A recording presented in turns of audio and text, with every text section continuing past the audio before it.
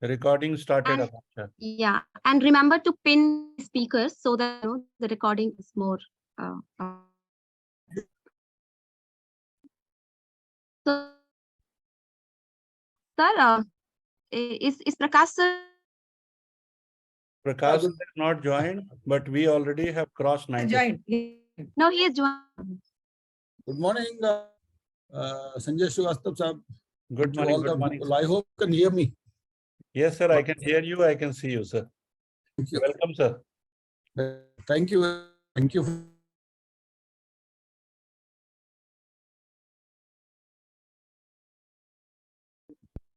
No, is what.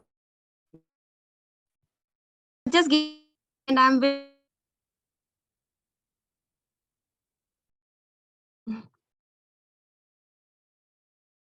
We have reached 100. So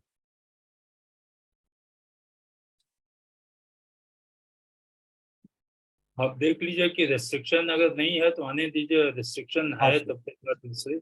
yes, sir. We have reached 100, sir. Let's start now, please. Okay, okay, sir. A very good morning to everyone. This is No Disasters 17th webinar, and a very warm welcome once again to each of you.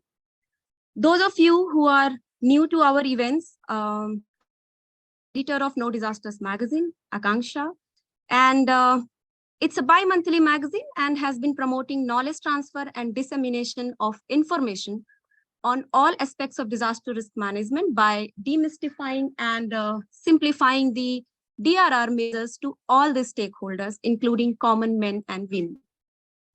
Magazine has been coming out every 2 months, themed around important aspects of disasters. For example, we have published around disaster governance, gender in disasters, children in DRR, floods, heat waves, and even road safety, and many more. And this time, it's lightning. I want to speak on the rationale behind the theme of this magazine and webinar, because there are distinguished speakers today who will enlighten us on the issue. At this moment, all I would like to say is, Common, please take care of the noise, please. At this moment, all I would say. Please unmute yourself. Yeah. Would say is by education, that is my MA, MPhil, and now in disaster and work as a I worth to try. Like major start from here that I didn't take precautions. And I can tell you how bad it felt paying for replacement and repairing the electrical equipments when I knew very well that in today's India, we have very effective and affordable mitigation technologies available. And yet, look at me, I mean, I incurred the losses. So imagine the situation of rural India. So since then, me and my team decided to bring a special issue on lightning resilience. And here we are. So I won't take much of your time and would like to quickly introduce you to our eminent speakers today. We have with us Anil Kumar Sinha sir, who is a retired IAS officer and is the honorary chief editor of No Disasters magazine. Sir has more than 40 years of work experience in the field of disaster management and has also been the founder, vice chairman of Bihar State Disaster Management Authority, founder of disaster management in India. And he was also the founder program advisor of International Recovery Platform, that is UNDP now. Then we have with us Dr. Prakash Chauhan, sir, who is our special guest today. Sir is the director of National Remote Sensing Center. Thank you very much, sir, for being here today. We here KJ Ramesh, sir, who is a former Director General of Meteorology, Indian Meteorological Department, Government of India. Ramesh sir has also been an advisor to the Ministry of Earth Sciences on atmospheric sciences and climate.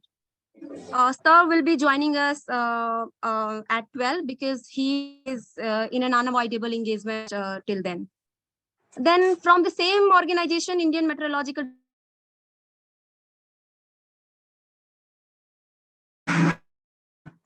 who is a scientist. Ma'am, please unmute yourself. I have to mute too. I request everybody that, it's been a few years of, Hello, using platforms. Akansha? Hello. Yes, ma'am. Yes, ma'am. Sorry to interrupt you in between, but कुछ लोग ना ground level से भी इस chat में join हुए हैं हमारे साथ, तो please make it Hindi and English together, है ना? Hindi will be very much useful for them as well, तो थोड़ा दोनों रखिए आप। ठीक है मैम। तो मैं ये कह रही थी कि प्लीज हमें 2 साल तो कम से कम पैंडेमिक के टाइम से वी आर इनटू वेबिनार्स, तो आप थोड़ा नॉइस का ध्यान रखें, जो म्यूट बटन है उसका इस्तेमाल करें, जब बोलना है तभी उसको अनम्यूट करें, otherwise everybody is getting disturb. Thank you. Then we will also hear Dr. Rajarsri Bothile ma'am, who is serving Director of National Remote Sensing Center, ISRO. Welcome, ma'am, and thanks for accepting our invitation. Then we have Engineer who is an Assistant Professor of Civil Engineering at University Bareilly, Uttar Pradesh. Styles Awadhesh ji बहुत popular है अपने students के बीच में, ऐसा मुझे बताया गया है, और मैं thanks Awadhesh ji for being here today. So these are the special speakers that we have today, and now I will introduce you to Colonel Sanjay Srivastava sir, जो कि आज का सेशन मॉडरेट करेंगे। Sir is leading Climate Resilient Observing System Promotion Councils. We also call it CROPSI, which is very well known for works towards Lightning Resilient India. And Sir is convener of Lightning Resilient India campaign, joint initiative of CROPSI and Indian Meteorological Department, Government of India. Sir has recently Terry University. Sir is now Colonel Professor Sanjay Srivastava. So with this, over to you, Sanjay sir. A very, very warm good morning to everybody. A lovely Saturday morning in Delhi. It's raining plus the sunlight, and it's thundering. And today morning I was listening to an old Indian song, Sawan ka mahina pavan kare shor. So the lightning has very well been mentioned in the song, and lightning is part of our integral life. Today we are into a session launch of No Disasters magazine, dedicated to theme Lightning Resilient India. I am indeed grateful and thankful to my patron of CROPSI, patron of Lightning Resilient India, Shri Anil Kumar Sinha sir, for thinking. Sanjay sir, please unmute yourself. A very warm good morning to everyone from India and abroad. It's a lovely Saturday morning in Delhi with rains and sunlight. Before I start, I would like to express my sincere gratitude to the patron of CROPSI, the founder, patron of Lightning Resilient India campaign, Shri Anil Kumar Sinha sir, for thinking and dedicating this issue of magazine to Lightning Resilient India. Indeed, grateful to you, sir, for thinking this. His motto is, let disaster management be everybody's business. So let lightning risk management be also everybody's business. With this theme, we have a good lineup of speakers. We welcome to all of them. We welcome to the participants. And I would like to hand it over straight away to Shri Anil Sinha sir for his deliberation. Over to you, sir.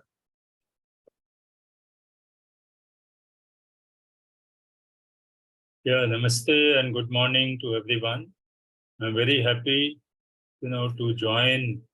आज का ये launch हो रहा है, इसमें मुझे बहुत प्रसन्नता हो रही है। इससे पहले मैं डॉक्टर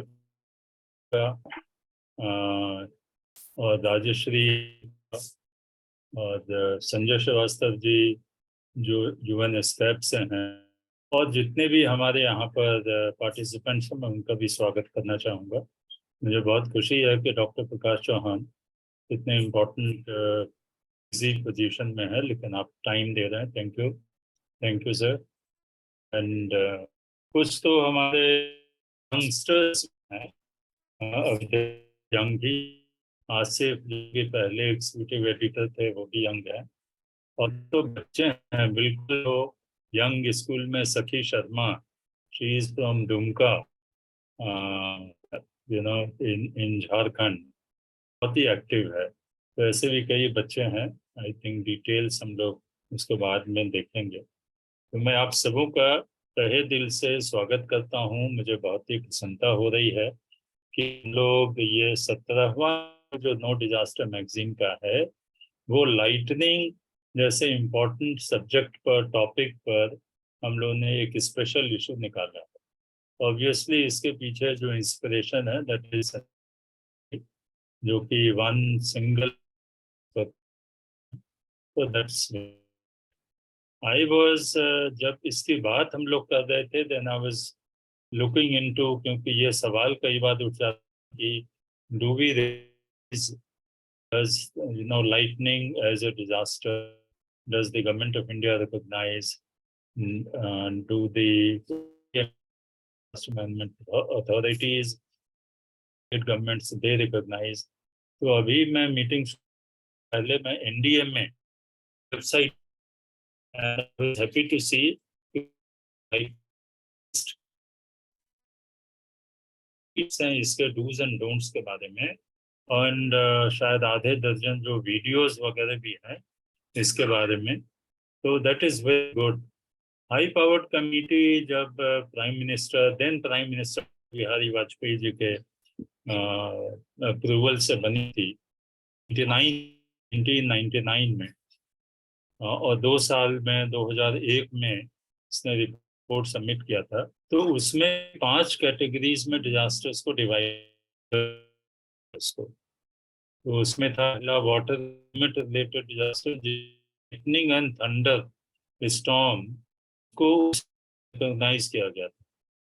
याद है कि आईएमडी के देन डीजी केलकर साहब बहुत ही रिनाउंड एमिनेंट साइंटिस्ट थे, तो वो थे। तो नेचुरली इन सारे इम्पोर्टेंट जो भी डिजास्टर्स हैं उनको आइडेंटिफाई किया गया था और शॉर्टलिस्ट किया गया था।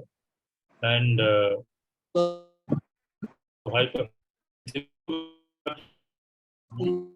बार बार आपका अनम्यूट होता है, फिर नॉइज। हाँ प्लीज, थैंक यू। तो हाई पावर्ड कमेटी ने तो 2001 में ही इसको ऑफिशियली रिकॉग्नाइज किया था, मेंशन करके गवर्नमेंट ऑफ इंडिया को भी दिया था। और अब समझते हैं कि 15-20 स्टेट गवर्नमेंट्स हैं जिन्होंने इसको फॉर्मली रिकॉग्नाइज किया है, और इसके लिए जो भी रिलीफ वगैरह का प्रावधान होगा।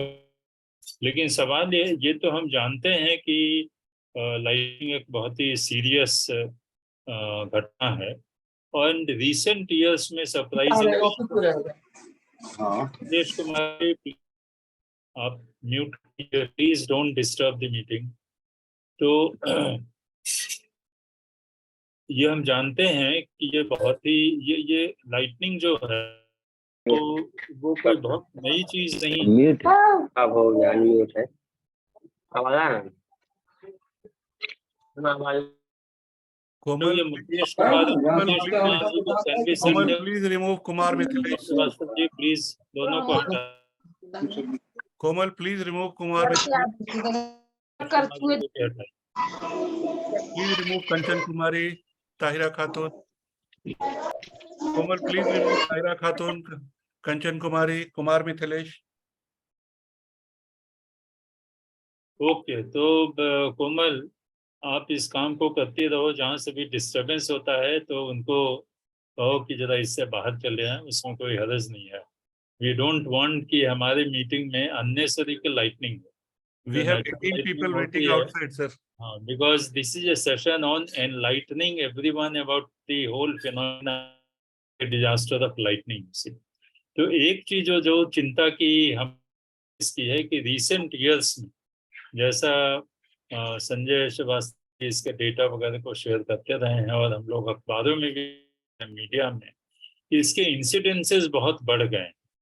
तो उसके डिटेल से हम नहीं जा रहे हैं, हमारे पास तो इमिनेंट साइंटिस्ट इंडिया के डॉक्टर प्रकाश चौहान और अदर्स हैं जो कि हमें इस संबंध में बताएंगे। हम नो डिजास्टर इस चीज पर क्यों काम कर रहे हैं उस पर 1-2 मिनट बात करना चाहूंगा कि नो डिजास्टर का जो मिशन है और जो एम है वो है मेकिंग डिजास्टर्स एवरीवन्स बिजनेस। 30-40 साल गवर्नमेंट ऑफ इंडिया में सर्विस की, आधी सर्विस हमने गवर्नमेंट ऑफ बिहार की, इंटरनेशनल भी हमने जापान में काम। इस सब के बाद हम देखते हैं हर जगह पे बड़ा अच्छा काम जनरली पिछले 20 साल में तो डिजास्टर मैनेजमेंट के क्षेत्र में बहुत रिफॉर्म्स हैं, बहुत अच्छे काम हुए हैं इंडिया में और जगह। लेकिन कॉमन मैन तक जो है, कॉमन सिटीजन तक बहुत से प्रोग्राम जो है वो पहुंच नहीं पा रहे हैं। ये नोटिस करते हैं कि इसमें काफी डिस्कनेक्ट है इससे। और इस चीज को हमने पैंडेमिक के समय में, जो अभी पैंडेमिक कोविड-19 हुआ था उस समय में फील किया था। हम गुड़गांव में रहते हैं जहाँ पर कि छोटा सा हमारा जो कॉम्प्लेक्स है, 500 लोग रहते हैं, लेकिन उसमें भी हमने नोटिस किया कि बहुत से पढ़े लिखे जो भी यंगस्टर्स हैं, लेडीज हैं, मदर्स हैं, उन लोगों में खास करके काफ़ी चिंता थी और जानकारी का अभाव। क्योंकि आप लोग को याद होगा कि 2020 में जब कोविड का ये सब शुरू हुआ, लॉकडाउन हुआ शुरू हुआ, तो मई जून के ही समय में एनसीआर रीजन में भूकंप के झटके कम से कम 8-10 बार आए। हल्के झटके थे इसलिए कोई ज्यादा नुकसान नहीं हुआ, लेकिन वो अच्छा था कि लोगों को तो उस समय में हमने जब इंटरेक्शन होता था लोगों से तो इस चीज को महसूस किया कि लोगों के बीच में बहुत ही डिलेमा था। कोविड में तो हमें अंदर रहने के लिए कहा जाता है पैंडेमिक में, और अगर आता है तो उसमें फिर बाहर ये जो हिदायत दी जाती है। तो इन सब चीज़ों को देखते हुए हम लोग ये फील करते हैं कि मेकिंग डिजास्टर्स एवरीवन्स बिजनेस जो है वो बहुत जरूरी है। ये जो डिस्कनेक्ट है अभी between the big programme, big ticket programmes of government of India, state governments, जिसमें दोनों जगह हमने काम किया है, एंड द कॉमन मैन। ये तो हम जो बात कर रहे हैं हमारे कॉन्डोमिनियम में वो तो सिटीजन्स हैं, बट वो कॉमन मैन नहीं है। कॉमन मैन तो बेचारे वो हैं जो कि कोविड के समय में हजारों लाखों की संख्या में जिनको घर बार काम अपना एम्प्लॉयमेंट जो है छोड़ करके जाना पड़ा।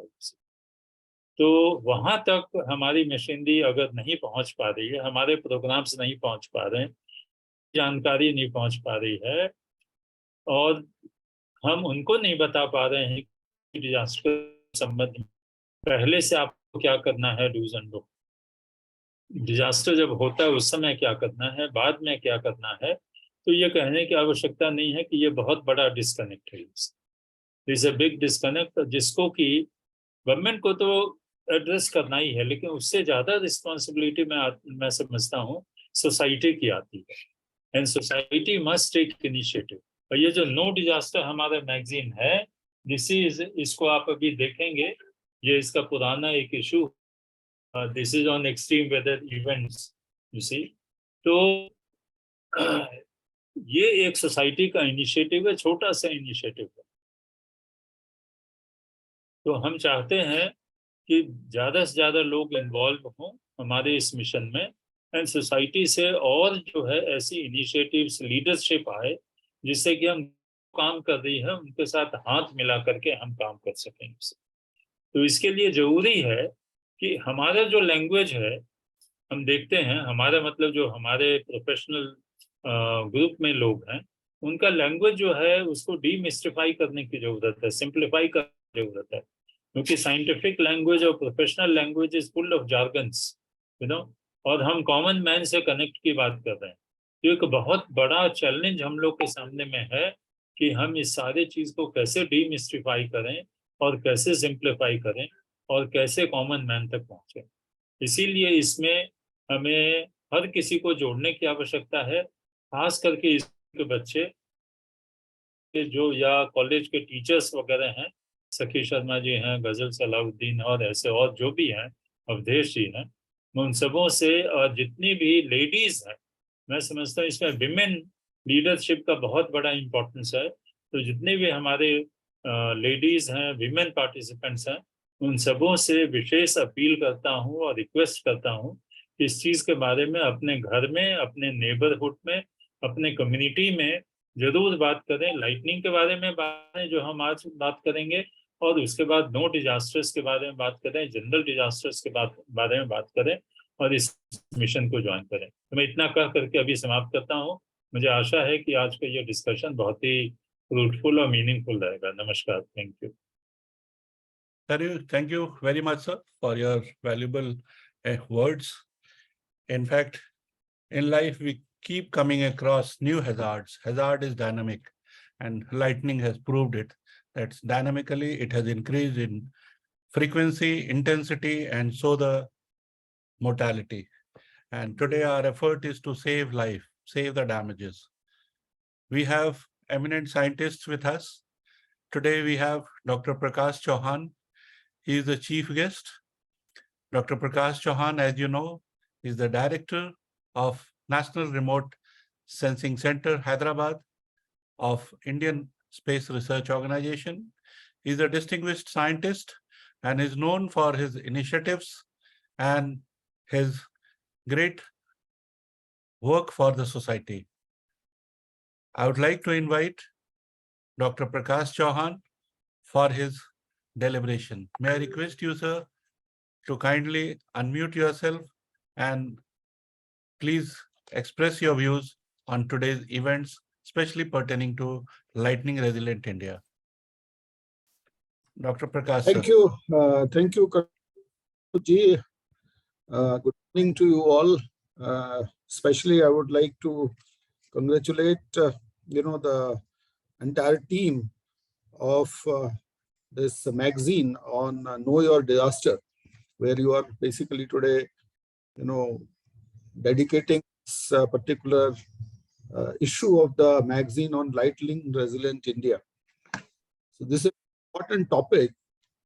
And before I start, I would also like to thank Colonel Sanjay Srivastava Saab for giving me and giving opportunity to our all other NRSC friends, to interact and share the kind of work which we are doing as far as the overall disaster management scenario in country is concerned, and in particular to lightning, because today we are talking more about lightning. I also would like to greet Anil Kumar Sinha Sahab, as well as our old friend and colleague Sanjay Srivastava ji from UN Escape. He was part of earlier this ISRO, and he was a very integral member still of our ISRO family. And to all the participants of this particular webinar, especially people joining from far-flung areas, school teachers, and other people, those who are part of the society. I will also would like to speak sometime in Hindi, because I think I understand that there should not be much of problem if I speak in Hindi in this group.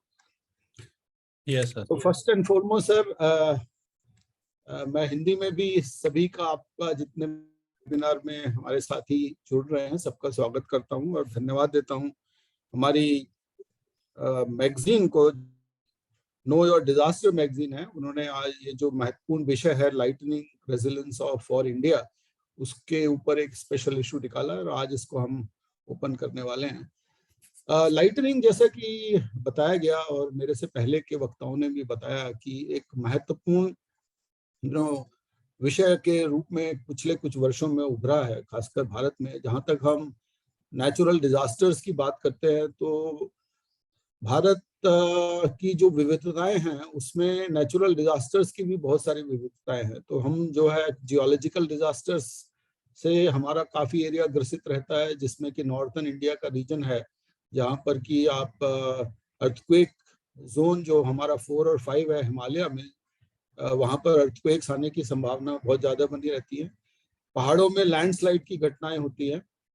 कई जगहों पर central India में, south India में अभी बहुत सारी घटनाएं हो रही हैं जिसमें कि जो हमारा सिंकिंग है, जो डिफॉर्मेशन है, सडनली आपको ओवरनाइट आप उठते हैं, देखते हैं आपके घरों में क्रैक्स पड़ रहे हैं। तो ये सब घटनाओं को हम वैज्ञानिक लोग जियोलॉजिकल डिजास्टर्स की श्रेणी में रखते हैं।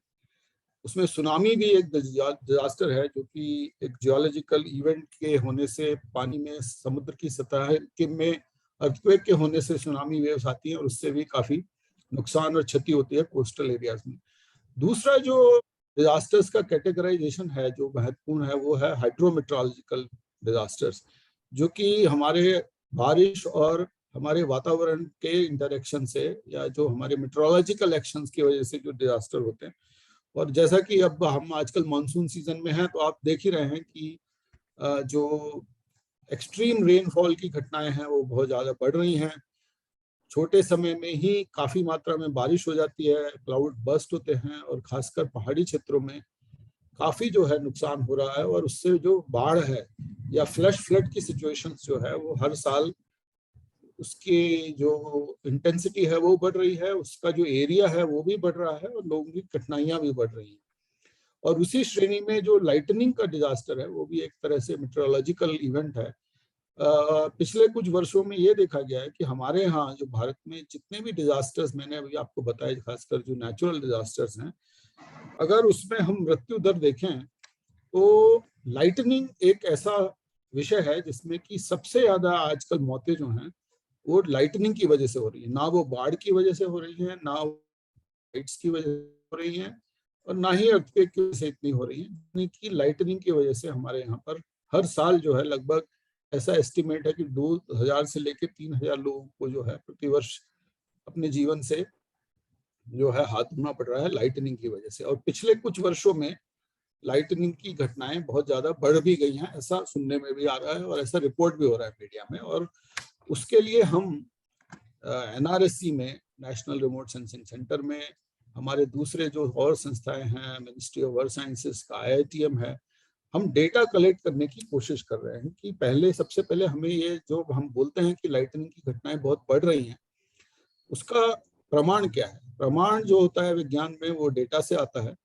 तो लाइटनिंग जैसे कॉम्प्लेक्स एटमॉस्फेरिक फिनोमेना जो है वो क्लाउड के बीच में होती है या क्लाउड से ग्राउंड के बीच में होती है। तो जो क्लाउड से ग्राउंड के बीच में इंटरेक्शन होता है वो हमारे लिए सबसे ज्यादा घातक होता है, और ये कुछ ही समय में हो जाता है, बहुत ही शॉर्ट लिव्ड डिजास्टर है और आपको जो है रिकवर होने का भी मौका इसमें नहीं मिलता है।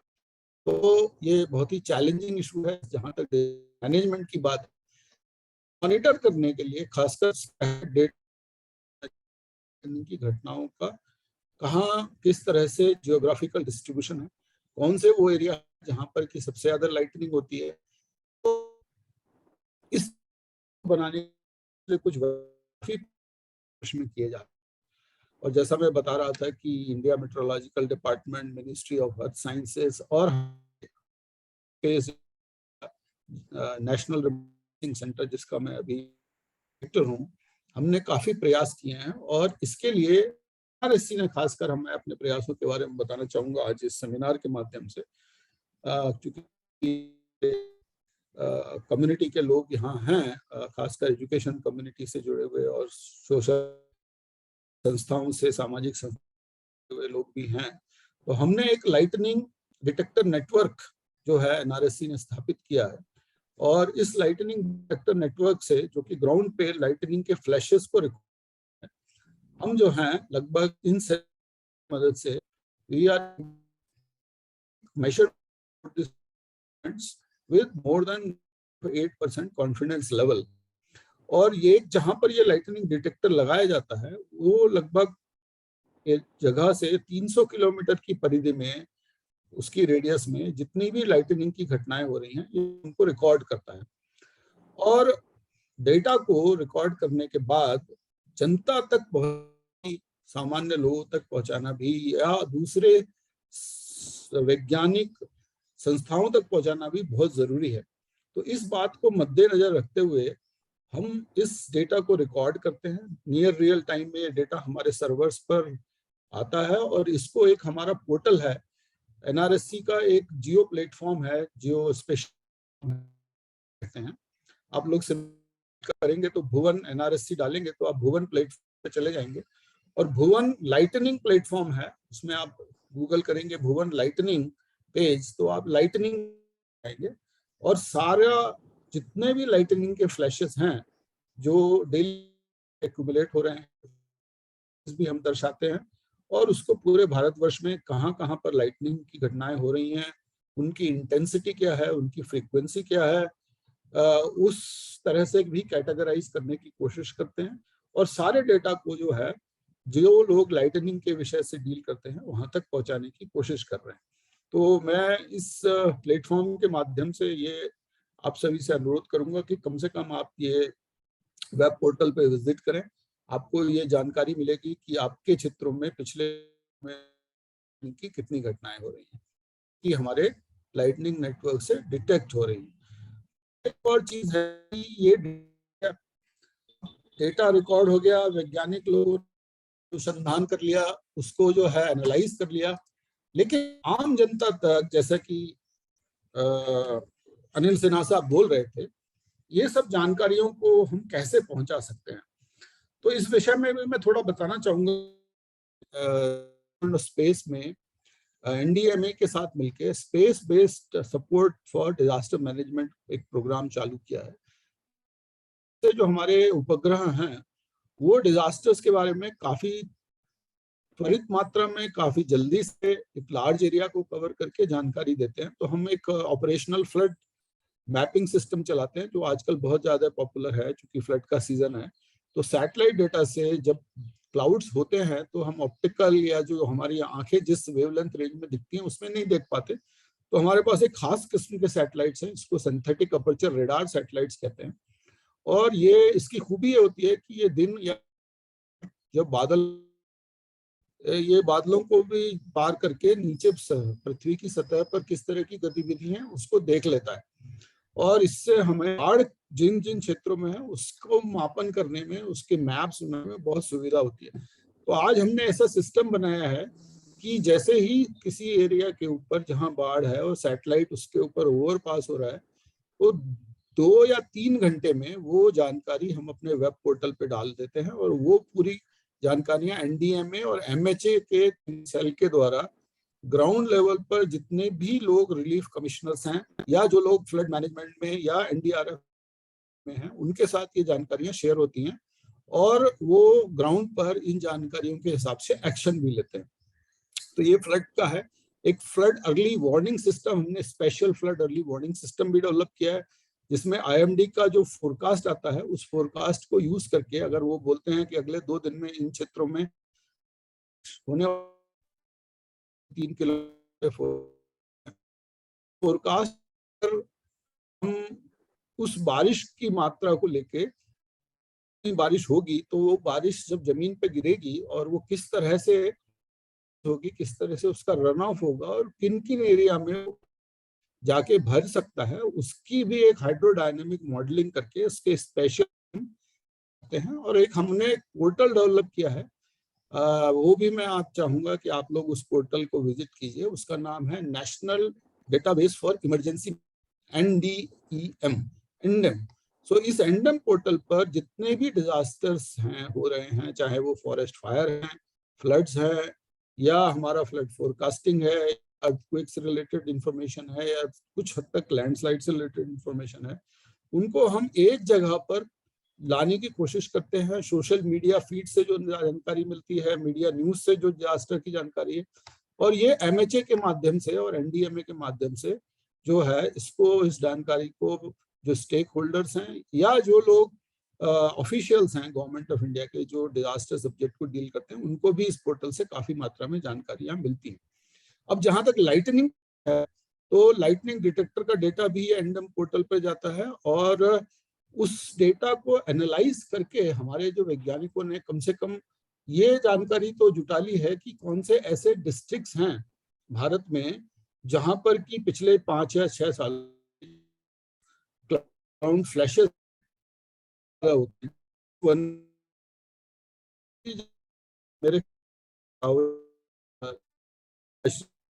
टेक्निकल लेक्चर है वो आप जान पाएंगे, पर मैं मोटा मोटा बता देता हूं कि झारखंड, उड़ीसा, महाराष्ट्र, मध्य प्रदेश और बिहार के कुछ ऐसे डिस्ट्रिक्ट्स हैं जो कि बहुत ज्यादा है, उनकी वनरेबिलिटी है लाइटनिंग डिजास्टर्स के लिए। तो ये जानकारियां तो आजकल हमारे पास ये लाइटनिंग से आ गई हैं। अब तीसरा पॉइंट होता है कि इसको मिटिगेशन कैसे करें, क्योंकि सामान्य व्यक्ति के लिए मिटिगेशन बहुत महत्वपूर्ण चीज है। वैज्ञानिक लोग अपना डेटा कलेक्ट करते हैं, लेकिन जो सामान्य व्यक्ति है, जैसा कि सिन्हा साहब बता, वहां तक उनको डिजास्टर्स के प्रभावों से किस तरह से हम उनको कम से कम क्षति हो, नुकसान हो, इस चीजों की भी जानकारी देना इसलिए जरूरी है, क्योंकि ये हम सब ये सब चीजें क्यों कर रहे हैं, कॉमन टैक्स पेयर का पैसा क्यों इसमें लगाया चाहिए। ये मीडिया को बहुत खास मिटिगेशन हम उन्हें ग्राउंड पर लेना चाहिए लाइटनिंग से बचने के लिए। तो लाइट खुले में तो लोग पास इसके पास रहते हैं कि जब गिरती तो वो ग्राउंड जब उसकी होती है तो उस प्रभाव में रहने पर ज्यादा इफेक्ट्स होते हैं। तो इस ऐसो और उसको लोगों को जाए, ये चैलेंज है। तो मेरे ख्याल से जो आज का क्रम है या जो हमारी मैगजीन्स हैं, सोशल मीडिया प्लेटफॉर्म्स हैं, उनके माध्यम के इन जानकारियों को वैज्ञानिकों से होते हुए सामान्य जनता तक पहुंचाना भी एक बहुत बड़ा कार्य है। और इस कार्य में शायद थोड़ा गैप समझते हैं है, और उस गैप को हमें आगे आने वाले समय में उसको ब्रिज करने की बहुत ज्यादा आवश्यकता है। लेकिन मेरा ऐसा विश्वास है कि जैसे जैसे हमारे यहाँ जागृति बढ़ रही है, वैज्ञानिक शोध हो रहे हैं और उन वैज्ञानिक शोधों को सोशल लाइफ के साथ कनेक्ट करने के भी बहुत ज्यादा प्रयास पिछले कुछ वर्षों में होने लगे हैं। तो आगे आने वाले समय में मेरी ऐसी आशा नहीं, पूर्ण विश्वास है कि हम इन विषयों में भी बहुत अधिक आगे बढ़ पाएंगे और विज्ञान को किस तरह से सामान्य व्यक्ति तक ले जा सकते हैं उसमें भी हमें सफलता अवश्य मिलेगी। और वैज्ञानिक लोग भी आज इसके लिए पूरी तरह से तैयार हैं कि उनके कार्य भी जो है सामान्य लोगों तक पहुंचे और कैसे सामान्य लोग उस कार्य से लाभान्वित हो पाए। इस विषय में हम लोग भी काफी चिंतित हैं और हम लोग भी चाहते हैं सोशल संस्थाओं के साथ जुड़ना, एनजीओ के साथ जुड़ना, सामाजिक संस्थाओं के साथ जुड़ना, जिससे कि इन जानकारियों को लोगों तक पहुंचाया जा सके। तो आज इस अवसर पर मैं पुनः हमारी जो मैगजीन है, मैगजीन के एडिटर हैं, उनको और पूरे स्टाफ को बहुत बहुत बधाई देना चाहता हूं कि आपने ये लाइटनिंग जैसे बहुत ही महत्वपूर्ण विषय पर, इमर्जिंग विषय पर, जिसपे हमारे कर्नल संजय श्रीवास्तव जी भी बहुत काम कर रहे हैं। मैं उनसे मिलता रहता हूँ, वो काफी वर्कशॉप्स और अवेयरनेस प्रोग्राम्स और गवर्नमेंट ऑफ इंडिया में एनडीएमए के साथ मिलकर भी इसको, इस लाइटनिंग को किस तरह से पूर्णकालिक डिजास्टर की श्रेणी में डाला जा सके उस पर भी काम करने की जरूरत है। क्योंकि डिजास्टर जब आइडेंटिफाई करते हैं तो उसमें फाइनेंशियल, लीगल और भी एस्पेक्ट्स जुड़ने लगते हैं।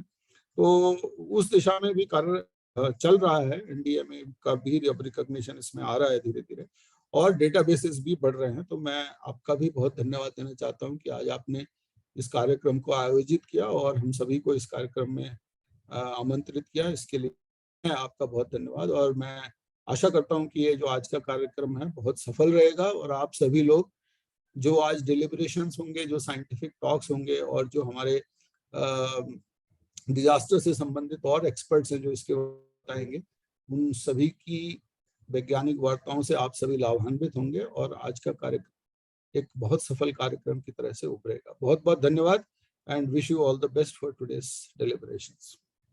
बहुत बहुत धन्यवाद सर, आपके बहुत ही अनमोल शब्दों के लिए और व्याख्यान के लिए सर। और आपने इस छोटे से समय में पूरी national remote sensing centre NRSC के द्वारा जो विज्ञान के कुछ बहुत ही आम आदमियों से, समुदाय से जुड़े हुए पहलू हैं, उन सबों को आपने जागृत किया, सबके सामने रखा और विज्ञान और समुदाय इन दोनों के बीच में जो संबंध बनाने की कड़ी है और आम आदमी के द्वारा किस तरीके से विज्ञान का इस्तेमाल कर अपनी जिंदगी को सुरक्षित रखे और एक विकास की दिशा में हम आगे बढ़े। बहुत बहुत धन्यवाद सर मार्गदर्शन के लिए और सारी जानकारी के लिए। मैं आपका बहुत बहुत शुक्रगुजार हूं और आपका सहयोग हमें हमेशा मिलता रहा है। और मैं आगे बढ़ूंगा। एनआरएससी की ही डॉक्टर राजाश्री पुथाले मैम, जो डिप्टी डायरेक्टर है अर्थ ऑब्जर्वेशन साइंस एरिया से, और मैडम काफी अनुभवी हैं और लाइटनिंग के प्रोग्राम को लीड कर रही हैं। मैं डॉक्टर राजाश्री मैम से अनुरोध करूंगा, मैं request doctor Rajashree ma'am to please join and deliver your speech ma'am. Over to you.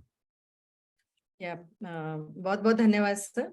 और आज के इस पूरे वार्ता का जो एक ऑलरेडी सेट हो चुका है, तो उसको मैं आगे बढ़ाऊंगी। यदि आप मुझे शेयर स्क्रीन करने की परमिशन दे तो मैं मेरी पीपीटी सबके साथ शेयर कर सकती हूँ मैं। Yes. अभी जैसे सबसे पहले हमें डिजास्टर के बारे में पता चला, हमें लाइटनिंग के बारे में पता चला, और जी ने ऑलरेडी आपको बताया कि किस तरीके से लाइटनिंग और दूसरे डिजास्टर के लिए हम काम करते हैं। तो डिसेबल्ड आ रहा है actually screen sharing. Just a moment, ma'am. Sir will make you co-host. Just a minute. मैं आपको अब बताना थोड़ा सा चाहूंगी कि ये जो एनआरएससी ने जो लाइटनिंग नेटवर्क जो बनाया हुआ है वो किस परियोजना के अंतर्गत बनाया है और कैसे उस परियोजना के अंतर्गत लाइटनिंग जो है वो एक काम है। तो मैं अपने अभी आने वाले जो आपको बता प्रोग्राम के बारे में कि नाइसिस प्रोग्राम जो है वो देश में क्लाइमेट के लिए क्या कर रहा है और लाइटनिंग कैसे उसका, और उसके बाद फिर डॉक्टर आलोक तावरिया आपको एक्चुअली वो एनआरएससी का नेटवर्क है जो आपको जो डाटा मिलता है उससे, और उसका किस तरीके से हम बाकी सभी उसका प्रयोग डाटा को, उसके बारे में आलोक जी आपको बताएंगे। तो मेरे ख्याल से शेयर स्क्रीन करने में अभी होस्ट नहीं हो रहा है। हो रहा है मैम, बस हो गया ma'am. Over to you. Just yes,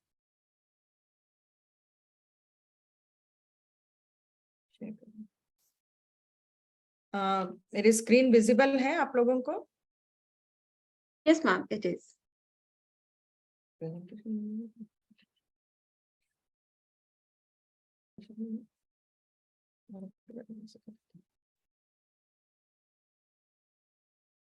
ना, मेरे ख्याल से प्रेजेंटेशन मोड में जाने में कुछ प्रॉब्लम हो रहा है, तो मैं ऐसे ही इसको प्रेजेंट करती हूँ फिर मैं।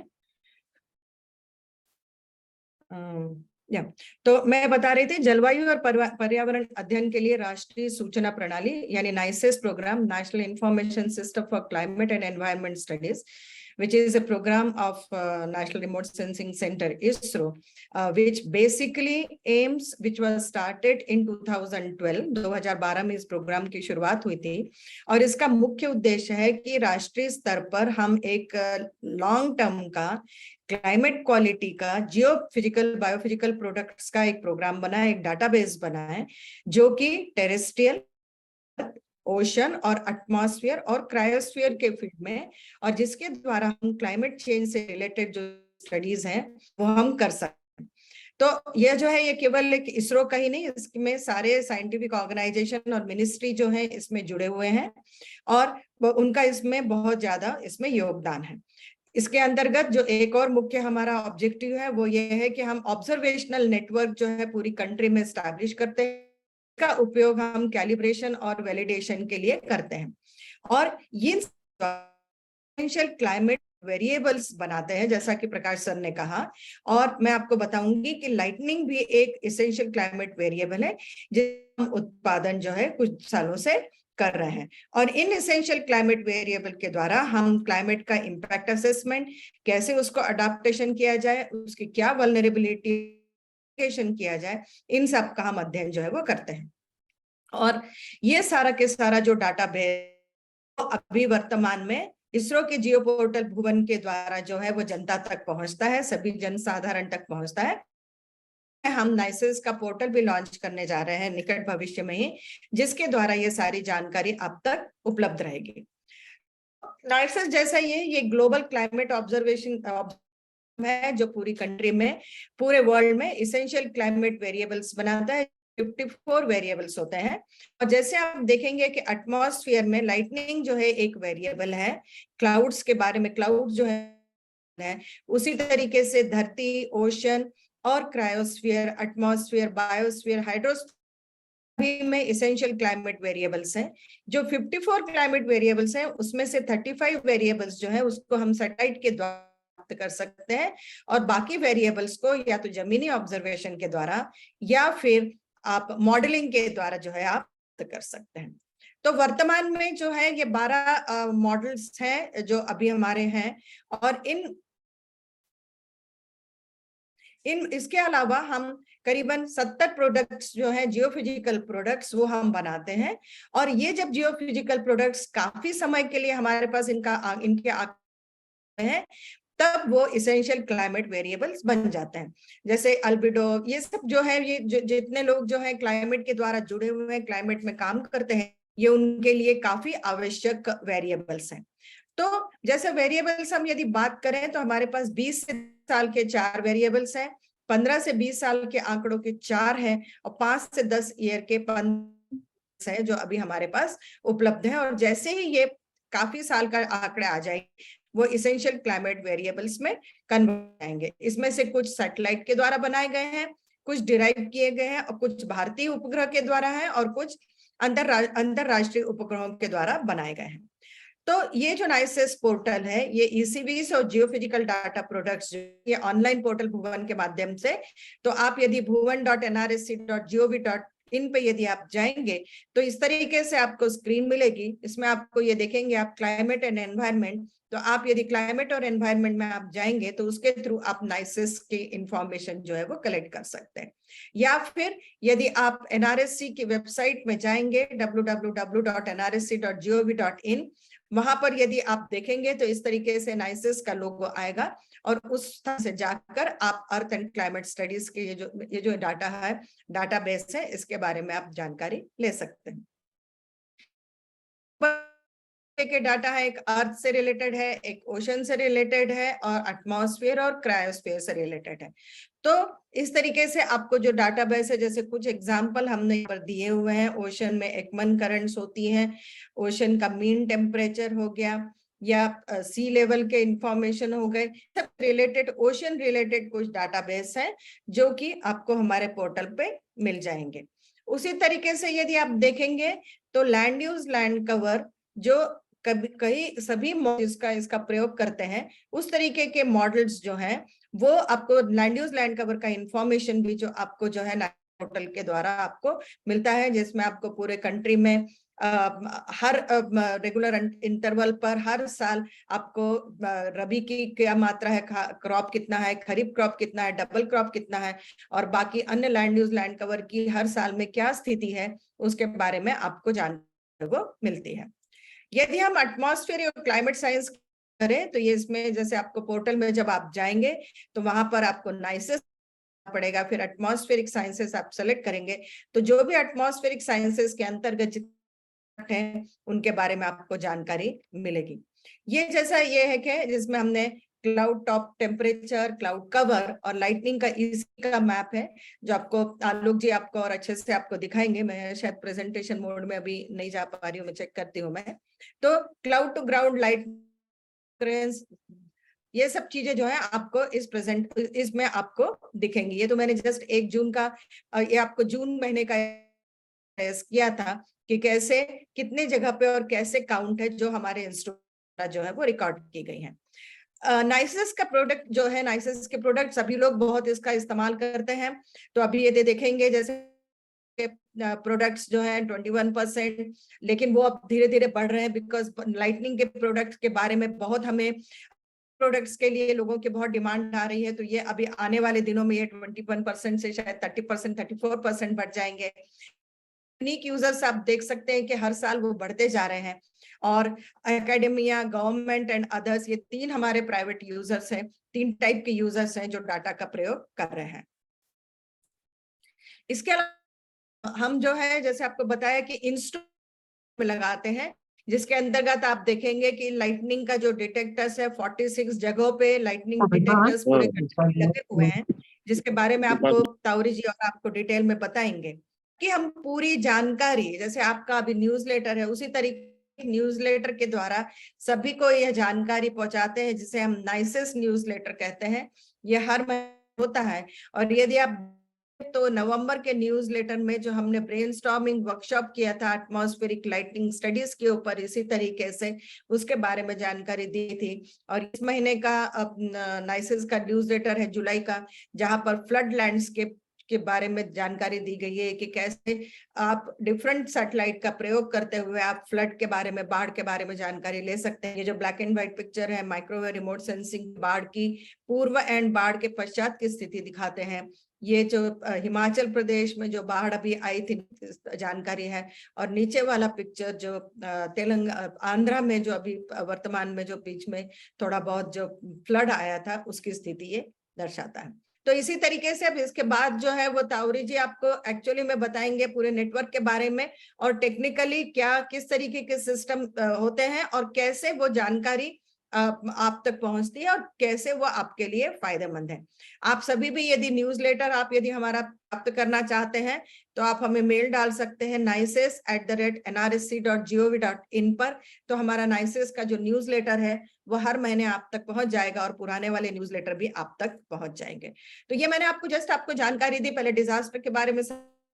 हमारे डिजास्टर पोर्टल के द्वारा जो है वो काम होता है, और उसके बाद मैंने आपको नाइसेस दी, और इसी का एक जो भाग है वो है जो इसेंशियल क्लाइमेट वेरिएबल के अंतर्गत हम लाइटनिंग की स्टडी करते हैं। इसके बारे में अब आपको तावरी जी आपको बताएंगे। धन्यवाद।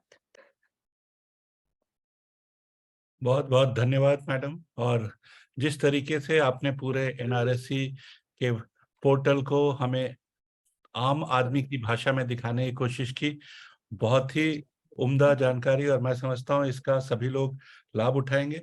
मैं अब डॉक्टर आलोक तावरी को अनुरोध करूंगा कि, और आप लोग दोनों को प्रेजेंटेशन राइट्स हैं, मैंने अभी जितने भी हमारे स्पीकर हैं सबको प्रेजेंटेशन राइट्स दे दिए।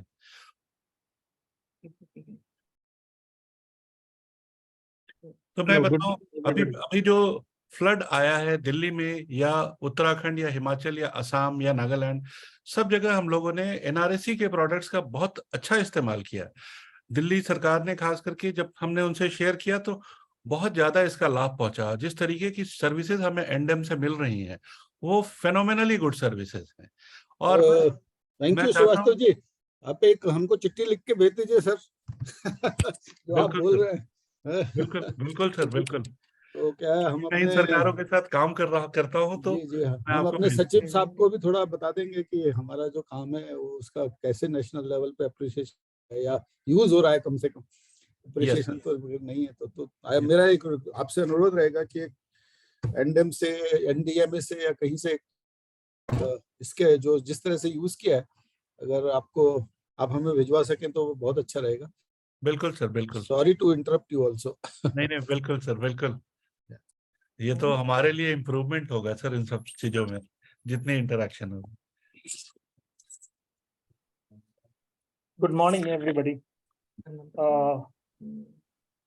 I'm audible. Yes, yes. You are audible. Okay, so I Just a minute, Alok, Dr. Alok. Is Anil Sinha sir there now? Yes, I'm here. Yes, sir. Sir, your comments, anything from your side? नहीं, जो देखिए, जो अभी doctor Rajshree ने तो बहुत ही बढ़िया किया, और उसके पहले डॉक्टर प्रकाश चौहान ने भी एंडेम के बारे में बताया, भुवन के बारे में बताया, और किस तरीके से science and technology is being used in this sector. And doctor Rajshree ने नाइसेस के जो global climate observing system, I think they are very useful, and I'm sure there are ways to give feedback या NDMA NIDM feedback लेती होगी, but जैसा चौहान कह रहे हैं, I mean हम लोग भी ये feedback NDMA और NIDM को तो दे ही सकते हैं। So thank you both of you. Let's go ahead. Yeah, thank you Sanjay. Please, Dr. Alok, please continue. Thank you, Srivastava sir. Thank you, Sinha sir, and my DD madam and directors for their support for this activity. Fariha, take control of the person who is doing annotation. Remove him. He's just putting lines. So, We so always actually, have such noises, they need to be eliminated. Somebody is playing. Yeah. Next slide, please, madam.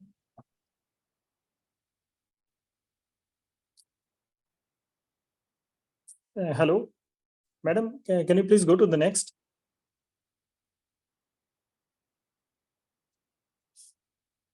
Akansha,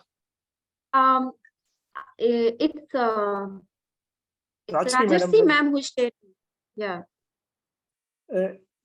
If there is some problem, then Sanjay sir, I have sent you also the PPT file because it seems Rajshri madam is having some issue. you also have the presentation, right? You can continue.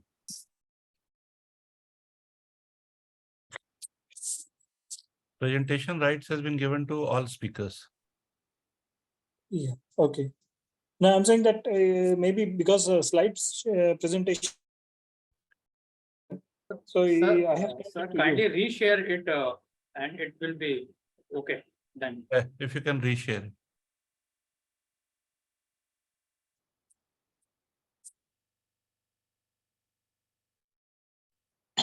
In the meantime, they reshare it.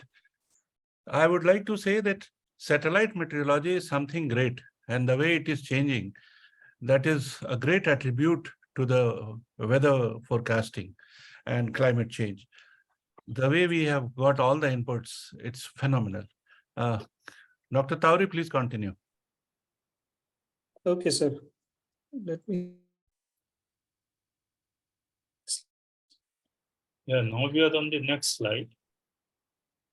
Actually, there is a problem happening. Now the slides were changing. There should be no difficulty. Actually, someone was Someone is playing dirty, sir. playing on that, so I lost control. Somebody is annotating. Again, here I'm and sharing it. Wait. Some, undesirable element has entered his annotating, so it's disturbing the slide presentation. Komal, Fariha, please identify that person and remove.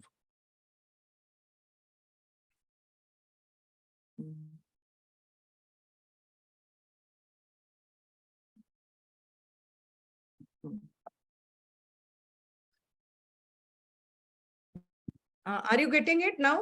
Yes, we are getting it now. And I will just make myself on mute mode. Then I will just again do it. Wait. I'll put myself in mute.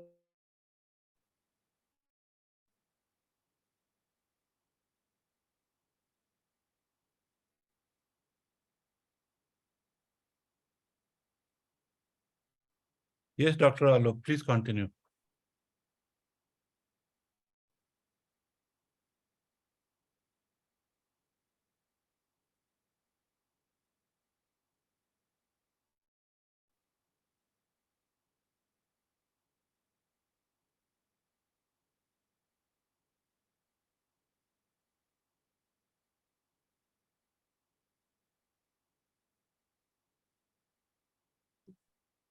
Is there some power cut at the end of Dr. Alok Tauri?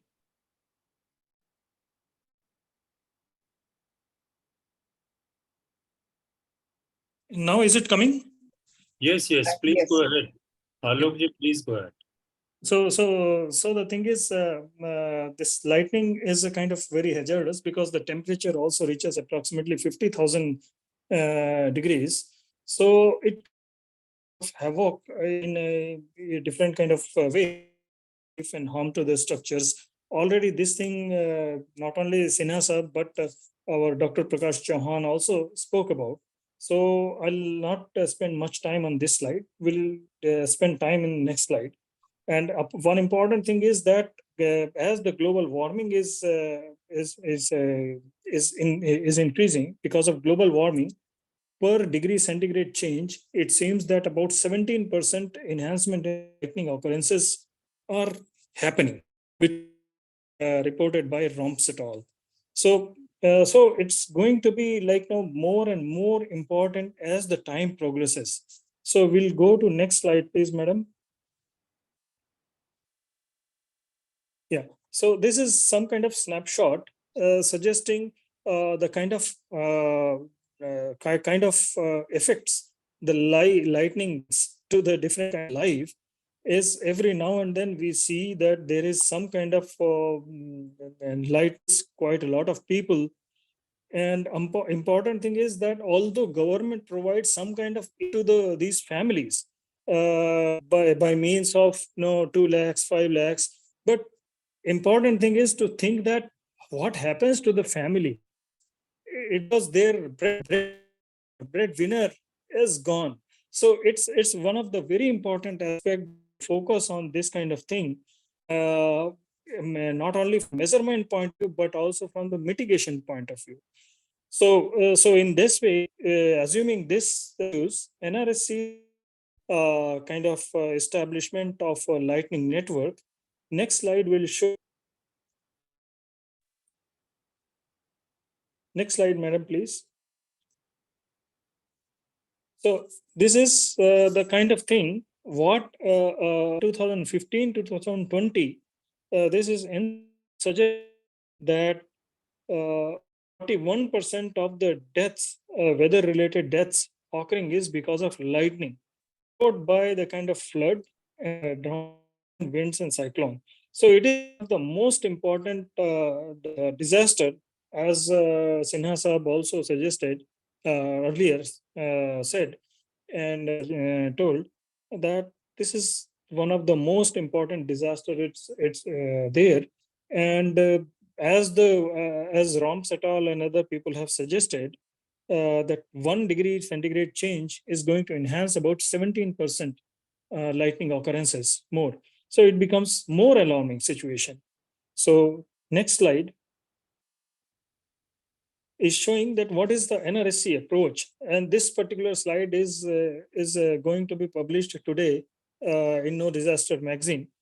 Our stake was that we have different two set of networks. One is established by NRSC, other by IMD and IITM.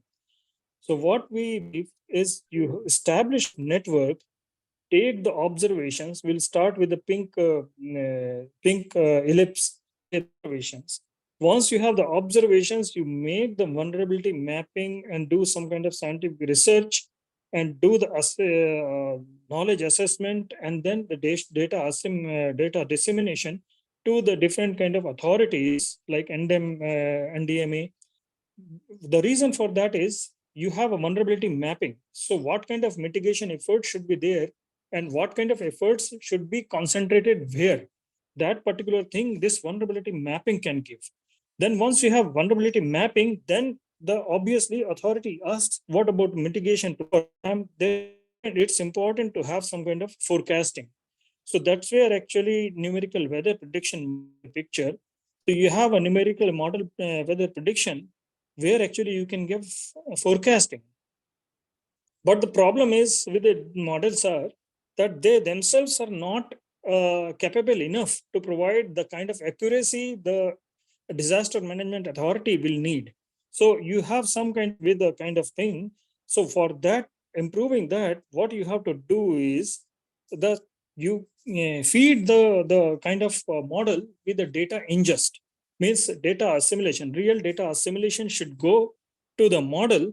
Once you feed that continuously to the model, you have better forecasting, which is much improved, which can cater to sorts of disaster management authority programs. And also you have anomaly detection. What kind of anomalous regions you are finding model after the ingest also. And then try to understand how do you improve upon those particular issues, and then you go to kind of improvement in the network or improvement the kind of is going into the model. You again back to the observations, and this loop of data ingest and model simulation should keep going on. So that's how actually NRSC has made a kind of attempt that we will follow this route, so that it's a continuous chance of improvement and continuous kind of feedback mechanism by the authorities as well as the. So this particular loop kind of focuses on those aspects. Next slide. With this particular thing in our this is our existing NRSC lightning in which actually we have installed 40 in India, and main focus of our work is to catch complete picture of cloud to ground lightning. And this is our sensors are ranging, their frequency range is from 1 hertz to 30 megahertz. We have more than 98% confidence level within 300. You can see this sensors are located in such a way that distance one sensor to other sensor is not more than 200 kilometers. So radial distance. In that sense, even kind of failure sensors, we still cover the full sensor network is generate the variable, because once you have ECVs, these ECVs are the one which are going to get feeded into the models like global GCMs. So then third thing is that identify potential vulnerability areas, which are the vulnerable areas, which are the vulnerable district meteorologically, and then tell the same kind of maps to the disaster management authorities.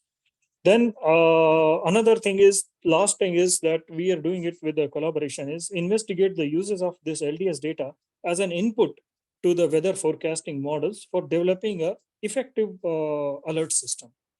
So next slide, please, madam. So this is actually we did one of the important thing is how do you say that your sensor network is good enough? How good is good enough? So for that, actually, right side plots they are showing the kind of observations we get. The left is NRSC LDS network data. Right side is IATM database. So where actually you can see that with the 13 number of sensors, we were able to capture lightning signatures, what actually Earth network about sensors were giving, which is giving us a kind of very good moral correct path. But another thing is important thing is how much is the location accuracy. So left horizontal bars will show how what is the accuracy. If you see, if the number of sensors for a particular event is recorded by more, location accuracy goes down to 100 meters. So that's the kind of accuracy position we are getting. So we feel that we'll to the places to NDMA. This will be actually very good and meaningful. So next slide, please, madam. So this particular data, in part, in as a in a form of essential climate variable, we host every day onto the Bhuvan, which is NICE's portal. And the bottom side is shows that what is the GCOS, which is WMO agency. What is the lightning ECV? They say that 10 kilometer by 10 kilometer, how much the number of cloud to ground occurrences, lightning flashes are there. Those things are considered as ECV. Next, this data can be downloaded by anybody, as Dr. Prakash Chauhan and Dr. Rashim Dothale madam also suggested. Anybody can register for this data. Anybody can take this data. So it's a kind of open. Next slide, please. The time monitoring करना होगा, we are half an hour late, I suppose. But in few 3 minutes, I will finish, sir. So this left slide plot is Dr. Chauhan was telling what are the vulnerable states where the lightning is occurred a lot. I have made the district maps also where the lightning is occurring more. And this kind of thing we can see. And the right side plot is one of the event which happened in Bihar. 100 people lost their life. So we can use of things. And next slide, please. So this is another important thing is what time is the lightning occurrences maximizing. Because what the TRMM data is that around 4 o'clock, the peak of the lightning occurrences. But what we did the analysis is that the peak time of lightning occurrences varies from one zone to other zone. These which were defined.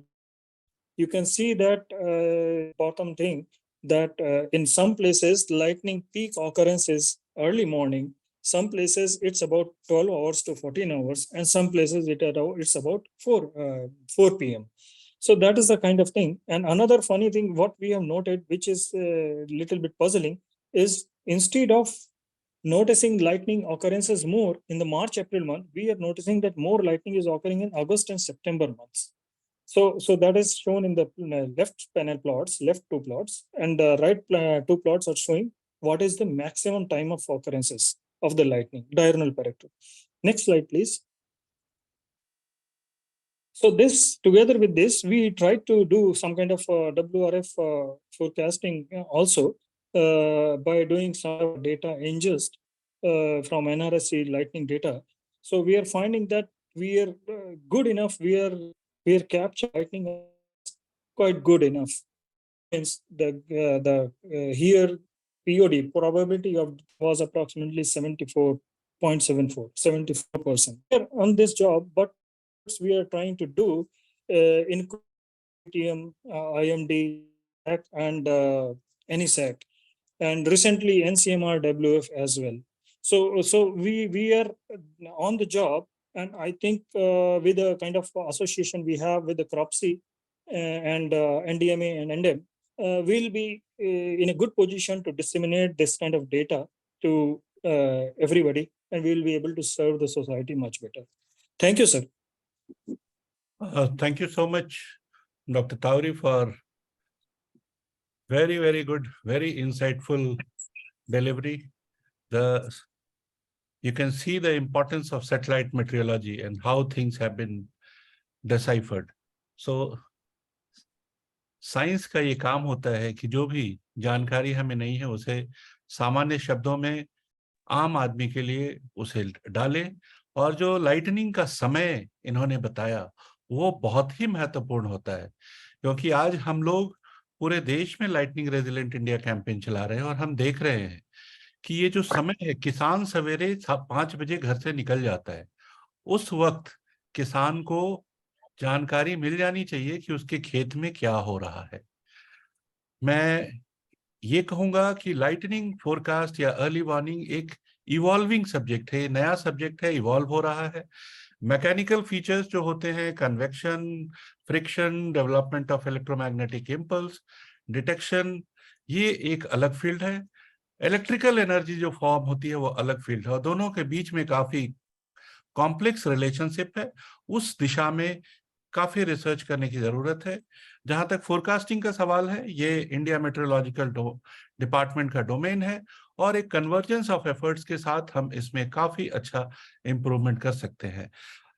आपको पता है कि भारतीय मौसम विज्ञान विभाग, doctor KG. Ramesh sir यहाँ है, और जिस तरीके से लाइटनिंग का आप मैप देखेंगे तो उसमें 10 मिनट्स, 15 मिनट्स बैक, 30 मिनट्स पूरी सैटेलाइट इमेजरी आती है। तो ये बहुत अच्छा एक कन्वर्जेंस ऑफ एफर्ट्स हो रहा है, दिख रहा है, और इस पे काम किया जा रहा है। मैं रिक्वेस्ट करूंगा आगे बढ़ते हुए प्रोग्राम में हमारे साथ काफी एमिनेंट स्पीकर्स हैं। डॉक्टर सोमा सेन रॉय ऑनलाइन है। मैं रिक्वेस्ट करूंगा डॉक्टर सोमा सेन रॉय को कि वो अपना स्पीच दे। डॉक्टर सोमा, आपका कोई प्रेजेंटेशन है क्या? नमस्ते श्रीवास्तव जी, नमस्ते everybody.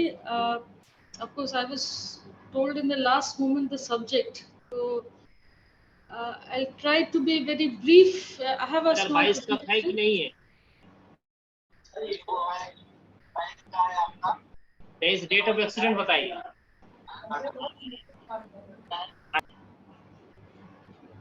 So I will try to be brief. DDMO Bokaro, can he please stop sharing? Yeah, please go ahead, Dr. Somasendra.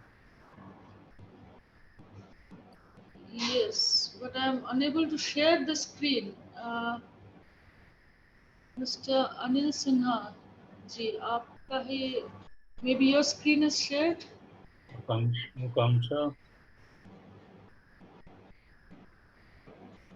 Akanksha, please make Samasya and I co-host. You have a presentation? I'm making her co-host.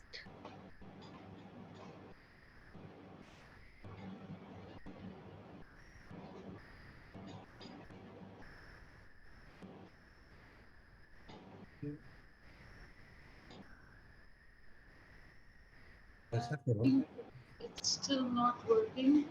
Yeah. She has not become co-host. तो सामने colonel Rathi का death हो गया। Samasya and I को co-host बनाइए जल्दी से। हाँ कर रहा हूँ सर।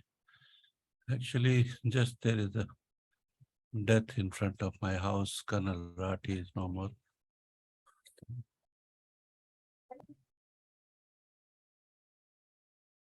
सोमा आपके कौन से नाम से एंट्री है यहाँ? Soma Sen Roy है। I am registered with Soma Sen Roy.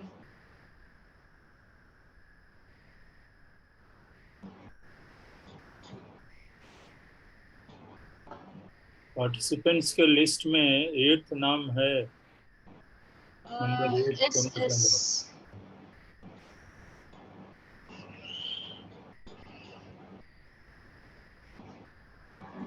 I got it. Just a minute.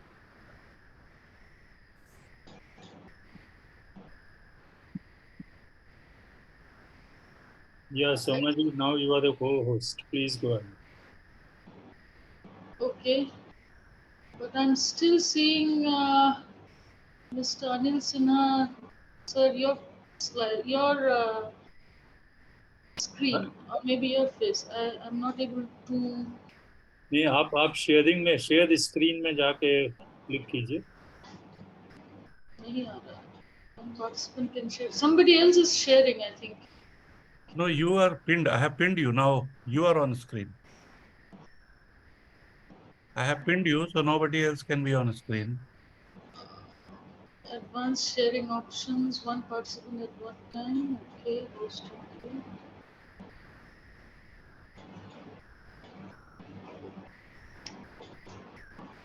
I think I'm only seeing Mr. Colonel Srivastava's screen now. Sir, maybe till she resolves the issue, we can move to the next speaker. No, actually, I have pinned her, so others are seeing only Soma Sen Roy. No, you have not pinned her for everyone. You have just pinned her for yourself. So everyone is not seeing that. Okay. I think Sanjay, let's go to the next speaker. In the meantime, इसको sort out करें. Soma, Dr. Soma, can you speak without the slides? Oh, sure, not a problem at all. Yeah. So good afternoon, everybody. I'm here representing the India Meteorological Department. We are the forecasters for thunderstorm and lightning. And if you really see, globally there are only 5 or 6 countries which operationally give a forecast for lightning. We are one of them. It is a lot of effort that goes on behind it. Maybe I will go into the details some other time. But what really, I will not go into the thunderstorm also because I believe my previous speakers have spoken enough. But so thunderstorms need to be considered when we are giving a forecast. Firstly, you must understand that all convection does not result in thunder, which means that oftentimes what we developing convection stage, when we are supposed to give a warning, we are not sure whether that particular thunderstorm cell, whether that cell will develop into a cumulus congestus, cumulonimbus, which is a type of जिला में बात करेंगे कि जिला में सबसे बात करेंगे क्या सर आप लिखित हमको दे दीजिए लिखित क्या दे किससे बात कर रहे हैं Can the host please mute? Yes. I have muted them. Yeah, so it's often a very difficult task to give a forecast for thunderstorm and also for lightning, simply because it is dependent upon multiple factors, like from cumulus stage to cumulonimbus stage, which is the lightning producing stage, is a very complex mechanism that depends upon a lot of factors, including moisture, including subcloud layer, air quality, many other factors, which together produces a thunderstorm cell. So that makes our job difficult, and for that we have standard operating procedures for giving a forecast, whether it is for thunderstorm, whether it is for hail, whether it is for lightning, and we issue these forecasts at district level and also for stations. So this goes on round the clock at 3-hour intervals, and when we come closer to the event, so our forecasting scheme, so to say, is mainly in three scales. One is the 1 to 5 day forecast, in which we give in a state level which states are likely to get thunderstorm activity during the next upcoming 5 days. We also give a district level warning forecast for thunderstorm, but with less quantitative accuracy. Once we come closer to an event, that means on a 1 day scale, we give a better representation of the region of thunderstorm occurrence, lightning occurrence. Further closer to the event, we go to district level warnings, very quantitative, as precise as possible, the wind speeds associated, whether cloud to ground lightning is possible from this cloud or not, and whether there is likelihood of hail or gusty winds. So all this information comes from long studies of climatology of different regions, and all that information is put into a standard operating procedure, which is different for different states, different regions, and accordingly, uh, it the forecast for the similar type of apparently similar type of cloud changes, and that is where the forecast maneuverability stays. If we really see the clouding of India, the lightning pattern of India, I wish I could have shown this picture. I saw a very good paper by uh, Ghosh from IITM. It is an IITM research paper publication. Uh, it shows very nicely something. It indicates that, say, the pre-monsoon season, if you see, the lightning is more common over South Peninsula. Monsoon season, lightning is more common over the east and east central India, which is the where I'm talking total lightning. It is more common over. It is extremely high over these regions, and also a second maximum is over the Western Himalayan region. But there is a very major difference between the two types of clouding, in the sense that the ICCG ratio, if we see, during the pre-monsoon season, the ICCG ratio uh, is not only pre-monsoon, throughout the year, in fact, the intercloud lightning is more common over northwest India and over east and east central India, which means cloud to ground lightning is more, especially during monsoon season when the lightning frequency is more. The fraction of cloud to ground lightning is more over east central and east India.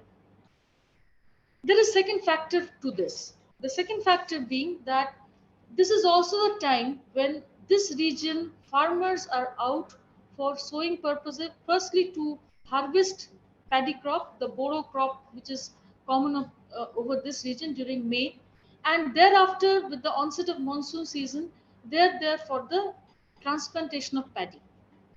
Both these factors expose them, make them the most vulnerable group. In fact, it has been seen 77% of the deaths resulting from lightning is of farmers. So what does that mean? That it is that lightning is not really always a very unpredictable factor, in the sense that certain types of clouds, the clouds which have a higher probability of lightning, are more common over East Central and East India during the months of May, June, July, and to an extent up to August. This kind of clouding generally, where we have these large scale lightning related casualties, these are more prevalent when there is a strong moisture inland. This happens when there is a monsoon system over the Bay of Bengal and a lot of moisture flux is entering into the Indian subcontinent across the eastern India. So during these periods, the clouds that form have a higher fraction of cloud to ground lightning, and this kind of clouding happens with the onset of monsoon season and also during the transition from break to active conditions, which is always triggered by some weather system that starts forming over the Bay of Bengal, or even if the monsoon trough comes to the Bay of Bengal and moisture starts entering the subcontinent, that actually heralds the start of the active condition of monsoon. So during both these situations, we find that East India, Northeast India to an extent, and East Central India becomes more prominent for lightning. A third factor comes into the picture, which is the reason why East India sees the highest fraction of deaths, is that the diurnality of the phenomenon. Like Colonel Srivastav just said, a farmer leaves from home around 5 o'clock in the morning.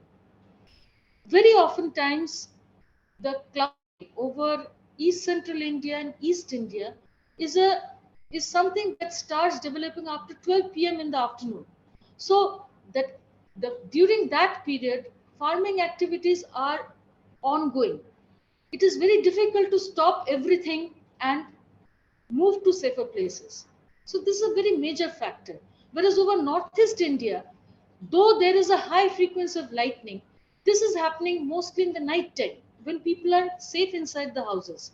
So many factors combine together to make East Central and East India so prone to lightning. A last fact I will tell you, if you see the NCRB reports,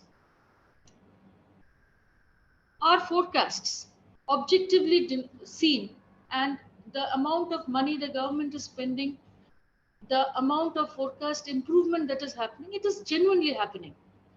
It is on the ground also, it is happening. But casualties are increasing. So somehow there is a disconnect. And we are honestly saying in the dissemination mechanism, there is a disconnect between what our forecasts are going towards and what the public is actually deducing from that forecast.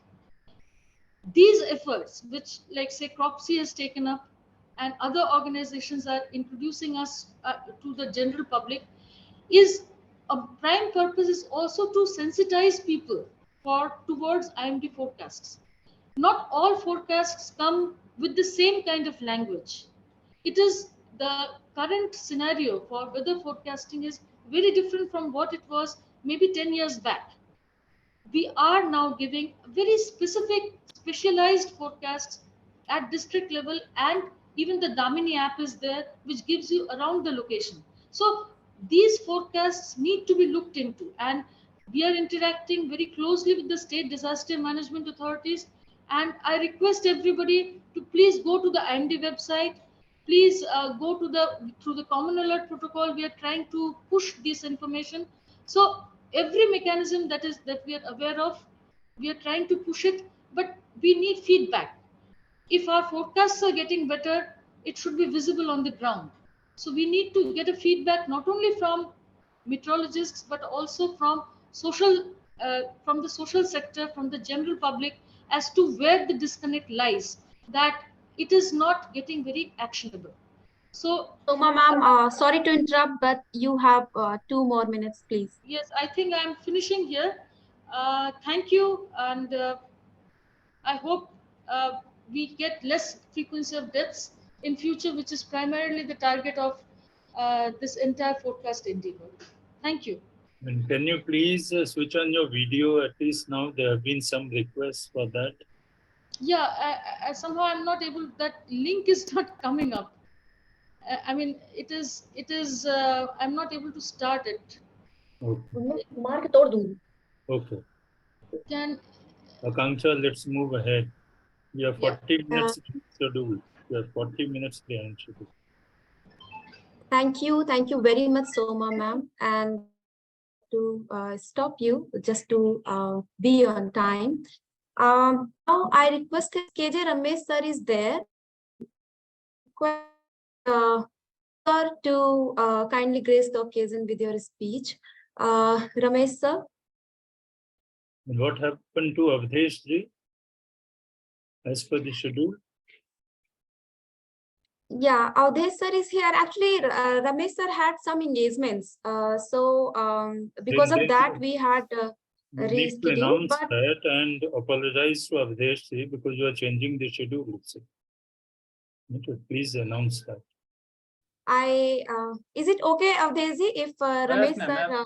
It's absolutely okay if we can go ahead with Dr. KJ Ramesh sir. I will be upright. Okay. Thank you very much. So now over to you, Ramesh. Thank you, Akanksha, and respected Sinha Sahab, Prakash Chauhan ji, Colonel Sanjay Srivastav, Soma Sen Roy, and other distinguished people who have joined and sharing their valuable knowledge in extending our awareness program and making it more effective as possible with our efforts. Enhancing the awareness is the most important thing for lightning protection. We all know that warning is there, nowcast 10 minutes updates of lightning along with clouding. Everything is shared through website. So efforts of Dr. Sohen Roy's team in IMD is very much remarkable. Last 3 years, total dimensional shift in terms of forecasting thunderstorms, lightning, and making that to happen.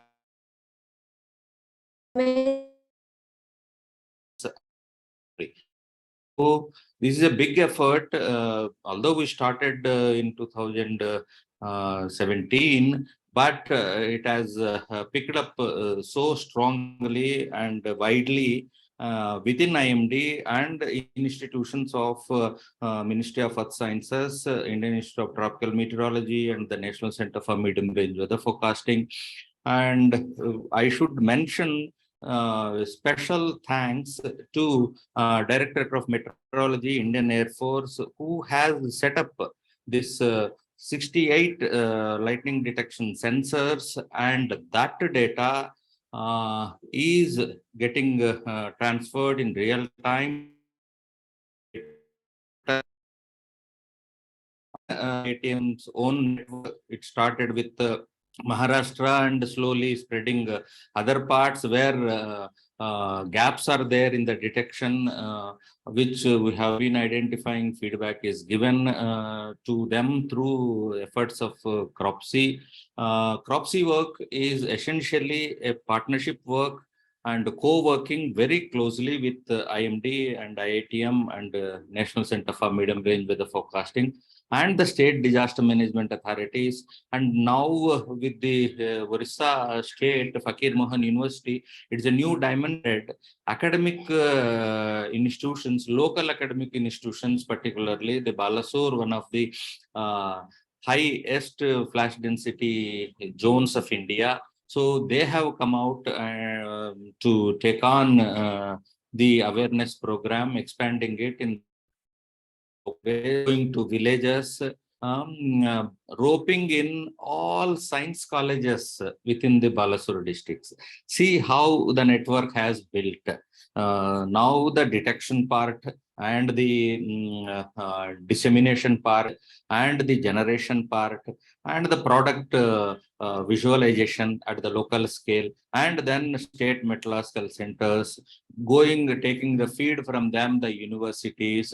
University, there is a operational center within the Fakir Mohan University, and for awareness campaign they have included roped in all science colleges, science students, degree college and postgraduate science students, going to villages and explaining to the people how to protect themselves, whether they are inside or outside, how to identify the vulnerable locations where they are living. Their house itself may not be safer for lightning. So that level of information sharing, knowledge for protection, self-protection, and their cattle. Villages have a lot of cattle and sheep, and all these assets have to be protected from lightning. So a lot of effort at the district and sub-district level with the roping in of academic institutions, universities, and other knowledge partners is very, very happy thing to see happening in this country so fast. Unlike cyclone, no, you appreciate you have a lot of lead time, so there is a response mechanism within the country with coastal state, National Disaster Management Authority, and district disaster authority, state disaster management SOP.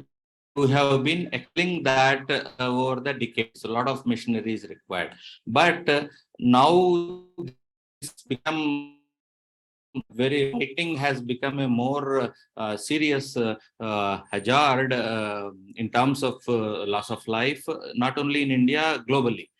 We think that awareness, lack of education and literacy in villages causing the deaths. No, even in developed countries, deaths are happening. It is not the question of literacy or anything. It is a information that has to reach, and many people, even literate societies, don't know how to protect themselves from the lightning. Do's and do nots are not clearly understood, even in developed societies. So in that respect, our level of campaigning, taking it to villages is a much advanced level compared to in a more now with the effort of NDMA. So we will slowly have a national lightning risk mitigation program rolling out, pilot initiatives, and all districts and states will be particularly high flash density hotspots. States having those high intensity hotspots will be part of this. So we'll local agencies such as Mohan University and Science Colleges we have seen in Orissa. Similarly, in Jharkhand, a lot of cooperation is there. Manipur, Punjab, Andhra Pradesh, Orissa. Coordination already exists with CRAPSI, IMD, and other agencies. Now, with NRSC, effort, and now by integrating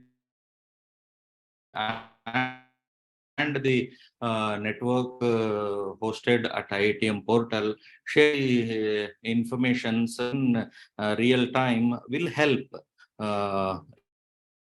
in minimizing the missing zones, shadow zones of light networks. So that is all possible now.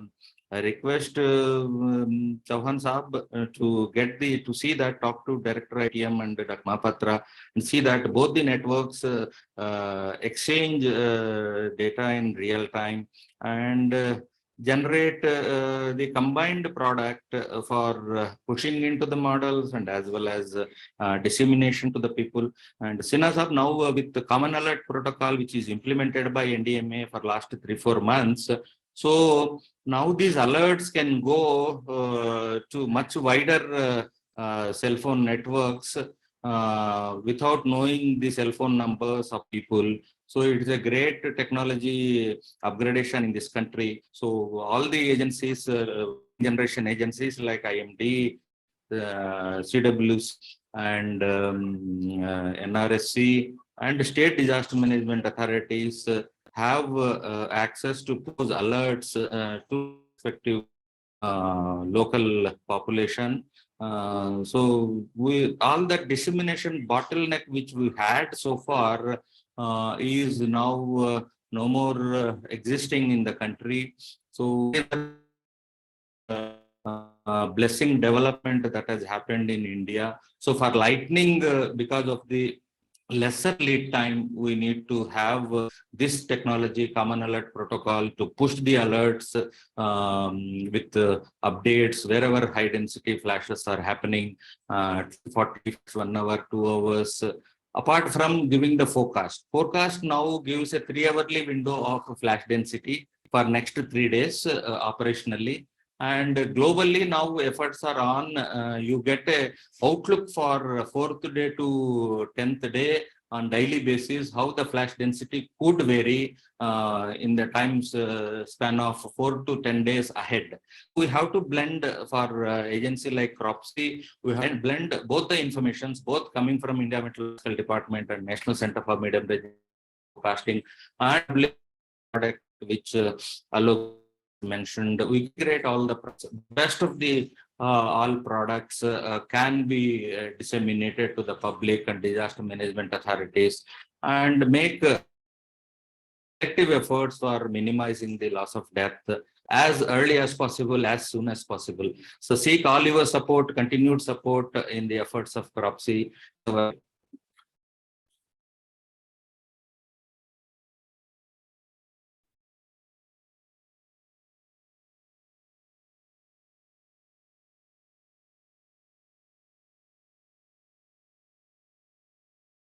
Thank you so much, sir, for your very, very valuable and absolutely guiding principle. It is not the lack of scientific products. मेरे कहने का ये मतलब है कि ये scientific आविष्कारों की कमी नहीं है। साइंस ने सारी लाइटनिंग से बचने के तरीके सामने रख दिए हैं। जो जरूरत है वो इसे अंतिम छोर तक जो प्रभावित लोग हैं, जैसे किसान हैं, लेबरर हैं, हमारे फिशरमैन हैं, हमारे जो ओपन में अनप्रोटेक्टेड कंडीशन में काम करते हैं, उन लोगों तक ये साइंटिफिक जानकारी लेके जानी है। और मैं बता दूं, ये community centric approach, citizen science approach की आवश्यकता है। आप सबों ने देखा कि किस तरीके से भारतीय मौसम विज्ञान विभाग, एनआरएससी कितने अच्छे, मैं बताऊं कि दुनिया में हिंदुस्तान एक अकेला ऐसा देश है जहां से इतनी अच्छी लाइटनिंग की भविष्यवाणी या साइंटिफिक प्रोडक्ट्स निकल रहे हैं। और वो आज हमारे नो डिजास्टर्स मैगजीन के मंच पे उनके राइटअप के माध्यम से, उनके आर्टिकल के माध्यम से पेश किए जा रहे हैं। तो ये ऐसी जानकारी है जो अनूठी है दुनिया में। आज अमेरिका में भी ऐसी फोरकास्ट नहीं हो रही जैसा भारत में किया जा रहा है।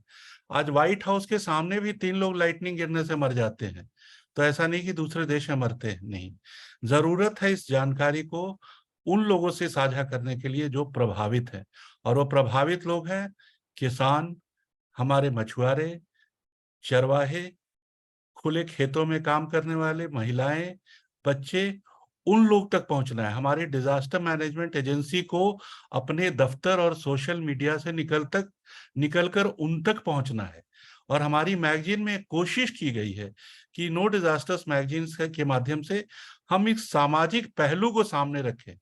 लाइटनिंग एक साइंटिफिक डिजास्टर नहीं रह गया है, यह एक सोशल डिजास्टर है।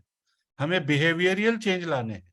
बेस्ट ऑफ द प्रोडक्ट होने के बावजूद अगर अमेरिका में नुकसान होता है, यूरोप में लोग मरते हैं, तो ये जरूरत है लोगों को जागरूक करने की, इसके रिस्क के नॉलेज की, लाइटनिंग रिस्क के एजुकेशन, अवेयरनेस, सेंसिटाइजेशन कराने की।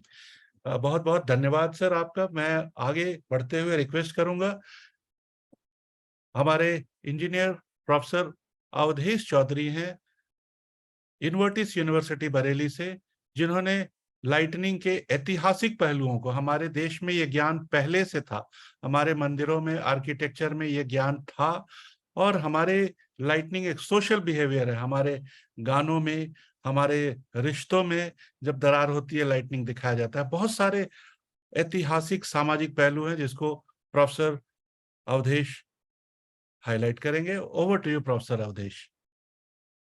Thank you so much. And Sanjay Srivastava sir ने बोला, मेरे ऑडिबल होगा और स्लाइड भी शेयर हो चुकी होगी आपकी स्क्रीन पर। Audible and we can see this. यही जो सर ने अभी बोला है, यही मेरी भूमिका थी जो मुझे इस मैं सर का शुक्र ने ये काम पहले ही कर दिया है, तो मैं सीधे प्रेजेंटेशन पर आता हूँ। और अगर हम लाइटनिंग को देखते हैं तो इस शब्द को जब देखते हैं तो ये हम कह सकते हैं कि आसमान में जो बिजली है ये हमारे को तब से आकर्षित करता है, इन्वेस्टिगेशन हम सोचा भी नहीं था। And this attracting the people, किसी एक देश के नहीं, सभी लोगों को, और इवन जानवरों को भी, जिसके बारे में हम अभी करेंगे।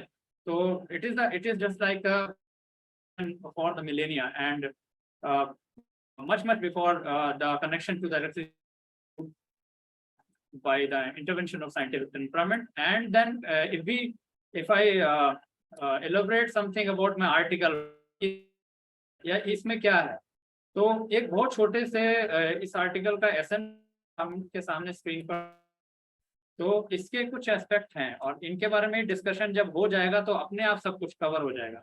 यानी एक तो माइथोलॉजीज एंड फोकलोर्स जो हमारे बीच में है, इसके अंदर कई सारे एस्पेक्ट्स हमको देखने को मिलते हैं। Concept of God of thunder के जो रिलीजन्स माने जाते हैं, बड़े ही सरप्राइजिंगली सभी में गॉड ऑफ थंडर भी दिखाई पड़ते हैं आपको अभी देख। बिलीव्स एंड उसके बाद आप चाहे एंशिएंट कल्चर ले लीजिए, इजिप्शियन कल्चर ले लीजिए, रिलीजन में क्रिश्चियनिटी, इस्लाम, हिंदुइज्म, कोई भी रिलीजन उठाएं उसमें कंसेप्ट मिलता है। इंडिया के एक एग्जांपल बिजली महादेव टेम्पल कुल्लू जो हिमाचल में की गई है इसमें। इसके बाद जब हम आगे चलते हैं तो art, literature and popular culture, ये एस्पेक्ट खास तौर से ट्रेनिंग एंड कैपेसिटी बिल्डिंग के लिए डाला गया है, जो कि बहुत इंपॉर्टेंट एस्पेक्ट है कि हम अभी कह रहे हैं कि we are sharing the people, the intra cloud lightning, inter cloud lightning, cloud to ground lightning, these things with the people, with the common people, they are not going to get it. So this is very important for the people who are engaging in the capacity building and training programs related to the lightning events. इसमें हम renaissance और art और हमारा जो military history है, इसके अंदर जो चीजें डिस्कस हुई हैं, कैसे लाइटनिंग का एस्पेक्ट वहाँ यूज किया गया है। ब्रिज क्रीक की जो नाजी नीचे थी उसके बारे में डिस्कशन है। थिएटर, सिनेमा, नॉवेल्स, पेंटिंग्स और क्या इम्पैक्ट है, ये सब इस पर discuss. Then we can see the scientific understanding of lightning, that is very important, क्योंकि जो भी आज हम चाहे WMO, IMD या फिर जो भी हमारे नेशनल रिमोट सेंसिंग सेंटर, सभी जितने भी हमारे ऑर्गेनाइजेशन जो काम करते हैं या इसमें हैं, जो बहुत टूल्स बनाकर दे रहे हैं एप्लीकेशन, सॉफ्टवेयर, सैटेलाइट्स के, तो वो सभी कहाँ से स्टार्ट होते हैं? क्या हमारा इंस्पिरेशन आया कि लाइटनिंग कैसे एक सुपर नेचुरल फिनोमेना जो हमारा माइथोलॉजी एंड फोकलोर से निकल करके अंडरस्टैंडेबल फैक्ट्स में आ गई? तो इसके अंदर हमने डिस्कशन किए हैं 3 बड़े साइंटिस्ट जो हमारे बेंजामिन फ्रैंकलिन और माइकल फैराडे, निकोला टेस्ला, जिसमें इनका डिस्कशन इसमें हुआ है। और एंड में जाकर इसका आता है lightning resilience in ancient architecture, because I belong from the civil engineering background, so obviously we have a vast traditional wisdom as well. उन्होंने इंटेंशनली डाला, लेकिन अनइंटेंशनली, चाहे रिलीजियस पॉइंट ऑफ व्यू से या फिर हमारा आर्किटेक्चरल पॉइंट ऑफ व्यू से, lighting resilience दुनिया भर के एंशिएंट आर्किटेक्चर में देखने मिलती है। और इसमें हमने जो चर्चा की है वो कुछ फ्रांस और पेरिस से उदाहरण लिए हैं, कुछ हमने जापान के उदाहरण लिए हैं, और स्पेसिफिकली हमने साउथ इंडिया, जो भारत की अगर हमने बात करी तो कई सारे मंदिर देखने के लिए मिलते हैं, तो उनका हमने चर्चा इसमें की है, जिसमें कुछ हमने एक मेडिवल एज के भी मॉन्यूमेंट्स को लिया है और इस पर पूरा आर्टिकल। तो this was all about the article, and after this brief introduction, let us see this mythology and folklore, whether it's Zeus, Devraj, Indra from India, Thor, Perkunovas, Baal, Thunderbird, Leigong, Regin. These are the name of some gods popular in the different cultures. You can see the concept of god of thunder in different cultures, and not only this god, but in many folklores and beliefs surrounding the lightning. And this is very popular in all the cultures, and like the ancient Celts, you can see this. The ancient Celts believe that the lightning is some kind of the divine intervention, and ये लोग बहुत lucky समझते थे जिसके ऊपर बिजली गिरती थी। इनको लगता कि कोई बहुत अच्छी पावर जो है इम्बाइब हो जाती है व्यक्ति के अंदर, उसके अंदर शक्तियां, ऐसा इनका मानना था। तो इस तरीके की कहानियां या किस्से या फिर हमारे जो चर्चे हैं सभी देशों के अंदर कहीं ना कहीं किसी फॉर्म में है। मॉडर्न कल्चर है, सेल्टिक जो सीन भी दिखाया गया है, साथ में पिक्चोरल रिप्रेजेंटेशन है। And this is the ancient Egypt. इसके अंदर जो डेटीज माने गए हैं अंदर भी ये चीज है कि it is something like this connecting the life and death. And in various culture we can find several symbols like amulets and talisman. You can see in this picture. So they wear these things to protect themselves from the lightning, and they also believe that they protect their king. They call it the pharaoh. And there are lots of discussion about the lightning in various culture. And moving, you can see in the Christianity as well context, we can find this context of lightning. And in Islam it is also discussed as a in the Holy Quran as the sign of God's power, associated with the concept of nur, that is light. It is seen as a symbol of enlightenment and the spiritual illumination. So you can see in this picture, abhi ye recent ghatna is a warning of the. And this lightning is also, there is another example I have shared from the Bijli Mahadev temple, Kullu, Himachal Pradesh. I was discussed in the introductory part. This is a famous temple. यहाँ पर एक कथा है कि ये यहाँ पर हर 12 साल में बिजली गिर, ये अब जो बिजली गिरने के बाद इस शिवलिंग का फिर से जुड़ना होता है। वहाँ के जो प्रीस्ट होते हैं उसको किसी एड्रेस फिर फिनोमेना घटित होता है। ऐसे फोकलोर्स और ऐसे सोर्सेस से हमारे कल्चर के अंदर किया गया है। और जब हम आगे से कई कल्चर के अंदर बैड ओमेंस और डिवाइन ब्रेथ ऑफ गॉड के रूप में भी you can see in this pictures. And इसको हॉरर से बहुत ज्यादा जोड़ा गया है अभी तक, इसी वजह से लोगों के अंदर रहता है। और जितने भी painters, art and literature and popular culture की जब हम बात करते हैं जैसे, तो डिवाइन इंटरवेंशन से जुड़ा है। तो आपने कथा सुनी होगी जब भगवान कृष्ण जब लेकर जाए जाते हैं यमुना के द्वारा, वसुदेव जी द्वारा, तो का एक आप देखेंगे कि एक डिस्कशन उसमें है। और आकाशवाणी का टर्म भारतीय कहानियों में बड़ा फेमस। इसके अलावा lighting depict is not as a fear of the human but for the animals as well. इसमें एनिमल्स का भी डिपिक्शन कई आर्टिस्ट ने किया है। इसके अलावा जब 18th सेंचुरी के बाद स्टार्ट हो गए तब भी लोग यही माने कि लाइटिंग सुपर नेचुरल है। और ये पिक्चर्स दिखाई जो पड़ रहे हैं आपको, वो उसी प्रेजेंटेशन किस तरीके से लोग इसे डर और डिवाइन इंटरवेंशन से जोड़ा। इसी वजह से इसके बारे में कुछ भ्रांतियां भी व्याप्त हुई अलग अलग देशों में। वॉर हिस्ट्री की बात करें तो वॉर हिस्ट्री में क्योंकि ये बड़ा क्विक होता है, लाइटनिंग रिएक्शन बहुत ज्यादा, लाइटनिंग बहुत तेजी से गिरती है और ऑनसेट बहुत तेज है इसका, तो इसको कई सारे मिलिट्री इंसिग्निया के रूप में भी इस्तेमाल किया है। This flag from the from World War II, it was a German flag, and this you can see USA जो ने कई सारे अपने जो एयरक्राफ्ट प्रोजेक्ट्स नाम भी लाइटनिंग के नाम पे रखे, क्योंकि ये इस तरह से स्ट्राइक करते थे जैसे कि कोई लाइटनिंग की हो दुश्मन के ऊपर। जर्मनी में एक और ऑफेंसिव स्ट्रेटजी अपनाई गई थी जिसमें जिसमें a violent surprise offensive strategy थी ये, जिसमें air force and mechanised ground forces की मदद से एक बार में जो अटैक करते थे उसको बाकायदा की नीति ही ये नाम दिया गया था। आगे जब हम बढ़ते हैं तो आप कुछ पिक्चर्स को सिर्फ देख लंबे छोटे समय में, ये लिटरेचर और आर्ट्स और पॉपुलर कल्चर में है। इसी तरह से आप जब भी का थिएटर का देखेंगे तो आप देखेंगे उसको अंदर भी सीन्स को क्रिएट करने के लिए, भावनाओं को जागृत करने के लिए। और टीवी चैनल जो लोग देखते हैं डेली सोप, उसमें तो लाइटनिंग 3 कहीं कोई सीन बना पाते हैं वो लोग, तो ये बहुत कॉमन है उसमें। आप देखेंगे अगर कोई भी बड़ा कैरेक्टर उसका डिमाइस होता है जैसे रावणा इन द रामायण, तो these are used here in movies bhavna to create the emotional sentiments in the people and मैं एक बात जरूर शेयर करना चाहता हूँ। एक फ्रैंकेस्टाइन नाम का नॉवेल आया था, इसने लिटरेचर की धारा मोड़ दी थी पूरी। कुछ लिटरेचर के अंदर ऐसे इवेंट है जैसे कि फ्रैंकेस्टाइन, इसने पूरी लिटरेचर की धारा को मोड़ा और एक नए किस्म के लिटरेचर की शुरुआत हुई जो कि साइंस फिक्शन राइटिंग को बिल्कुल बदल दिया। मूवीज इस पे बहुत सारी बनी हैं। और इसके बाद हम साइंटिफिक एस्पेक्ट पे आते हैं, साइंटिफिक अंडरस्टैंडिंग ऑफ लाइटनिंग। ये 3 जो पिक्चर्स है समय सीमित है, हम देखते हैं लोगों में इंटरेस्ट जागना शुरू हो गया था कि ये है क्या।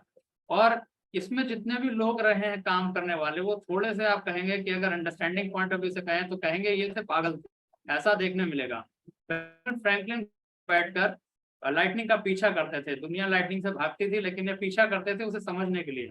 इन्होंने एक फेमस काइट एक्सपेरिमेंट भी किया 1752 के अंदर, जिसके अंदर उन्होंने ये साबित किया कि जो इलेक्ट्रिक डिस्चार्ज है उससे कैसे लाइटनिंग सेम है, ये सुपर नेचुरल पावर नहीं है। का पहली बार जो इंटरवेंशन साइंटिफिक वर्ल्ड में डाला वो बेंजामिन फ्रैंकलिन के द्वारा। इन्होंने कई सारे की डिस्कवरीज की जिसके अंदर हमारे डिवाइसेस इन्होंने दिए, क्योंकि उससे पहले मानते थे कि अगर बिजली गिरी तो बच नहीं सकते, लेकिन उन्होंने क्या किया, लाइटनिंग से रिलेटेड कई सारे एक्सपेरिमेंट के द्वारा कुछ डिवाइस बनाया जो काफी बिके भी। और इसकी देखा जिसे लाइटनिंग कंडक्टर्स हम कह सकते हैं, लाइटनिंग जो बाद में अरेस्टर्स के रूप में हम लोग जानते हैं।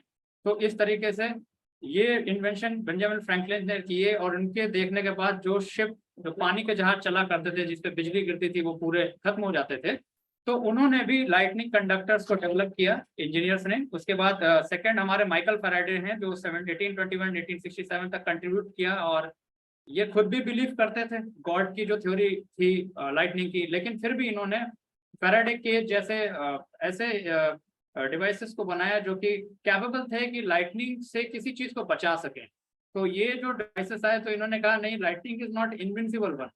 और इसके बाद थर्ड है Nikola Tesla, and Nikola Tesla was the king of the old idea in the electricity, in the electrical understanding of the human kind.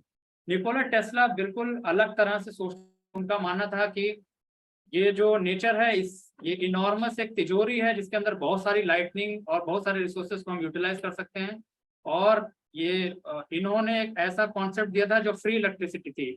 Imagine करिए आज पॉलिटिक्स में बहुत सारी बात होती है कि हम फ्री इलेक्ट्रिसिटी देंगे, पर दे नहीं पाते हैं, बट निकोला टेस्ला ने इसको साइंटिफिकली देने के लिए सक्सेसफुल इन्वेंशन किए थे, जिसमें से एक को आप देख सकते हैं।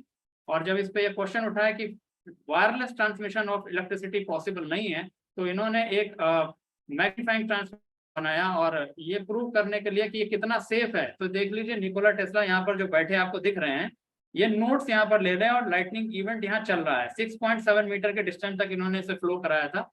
अपनी इलेक्ट्रिसिटी ट्रांसमिशन को और ज्यादा थ्योरी को और ज्यादा रिसर्च इनको चाहिए था, और इसीलिए इन्होंने वार्डन क्लेफ टावर को भी बनाया। बट इलेक्ट्रिसिटी कंपनीज को ये आइडिया थोड़ा अच्छा नहीं लगा कि नेचर की इलेक्ट्रिसिटी को भी इनहेंस एक्सट्रैक्ट किया जा सकता है या इस तरीके से ऐसे रिसोर्सेज को भी खोजा जा सकता है। तो इनको कई जगह पर प्रॉब्लम्स आई और इनको फंड्स रोके गए। आखिरी में ये जो इनका पोटेंशियल था इस रिसर्च का कभी दुनिया जान नहीं पाई और ये यहाँ पर एंड हो गया। But he was a great contributor, because of him we are capable to understand many things. And इनकी थ्योरी में दम भी लगता है क्योंकि अर्थ एक ऐसा प्लेनेट है जिसके ऊपर कई सारी बिजलियों गिरने की घटनाएं होती हैं। क्लाइमेट चेंज की वजह से हो रहा है और जितनी चीजें फैक्टर रिस्पॉन्सिबल हैं इसकी चर्चा पहले अभी सेशन में हो चुकी है। और थोड़ा सा मैं समझ लेता हूँ, कहूँगा कि यहाँ पर एक लेक मारासाइबो इन वेनेजुएला दिखाई पड़ रही है आपको स्क्रीन पर, जिसके अंदर एवरेज 260 स्टॉर्म डेज होते हैं, और अक्टूबर के महीने में तो इसमें 28 लाइटनिंग फ्लैशेस हर मिनट रिकॉर्ड किए गए हैं, और इसके लिए इसको बीकन ऑफ मारासाइबो और द एवरलास्टिंग स्टॉर्म भी बोला जाता है। और इसी तरह से ये किस तरीके से हमारे प्लेनेट पे कितना ज्यादा बड़ा फोर्स है, बस लेस डिस्कस टॉपिक है, बट बहुत ज्यादा इम्पैक्ट करता है। ये WMA का डाटा देख रहे हैं कि अभी 17.1 सेकंड का सबसे ग्रेटेस्ट ड्यूरेशन रिकॉर्ड किया गया है, इतना लंबा ड्यूरेशन। और हमारा जो 768 किलोमीटर तक का स्ट्रेच पर एक बिजली कौंधी थी, ये रिकॉर्ड अभी तक मौजूद है। तो हमारे प्लेनेट पे इस तरीके के इलेक्ट्रिसिटी, इस तरह के एक जो फिनोमेना है, ये बहुत ही एक मिस्टीरियस, इसीलिए इस आर्टिकल का नाम भी इग्नोमेटिक करके इसका यूज किया गया है इस वर्ड को। और ये हमारा जो अगर इसमें फर्दर रिसर्च है तो अभी क्या है कि ऐसा नहीं है कि केवल अर्थ पे होता है, पूरे ब्रह्मांड के अंदर कई प्लैनेट्स हैं, और कई सारे जो जुपिटर, सैटर्न और यूरेनस, इनके क्लाउड्स के अंदर लाइटनिंग को ऑब्जर्व किया है। हालांकि अभी तक कोई भी ऐसा प्लैनेट से ऊपर इसको देखा नहीं गया। जो हम लोग अभी 17.1 सेकंड देख रहे थे, असल में वो 8 महीने चली है घटना। कैसिनी जो सैटर्न प्लैनेट है, उसमें ये 8 महीने तक घटना चली। तो आप समझ लीजिए कितने बड़े लाइटनिंग इवेंट यूनिवर्स के अंदर होते हैं। और इस तरीके से ये जो है बहुत बड़ा डायमेंशन खोलता है। आखिरी टॉपिक जो है इस मेरे जो डिस्कशन का, वो है lightning resilience in ancient architecture.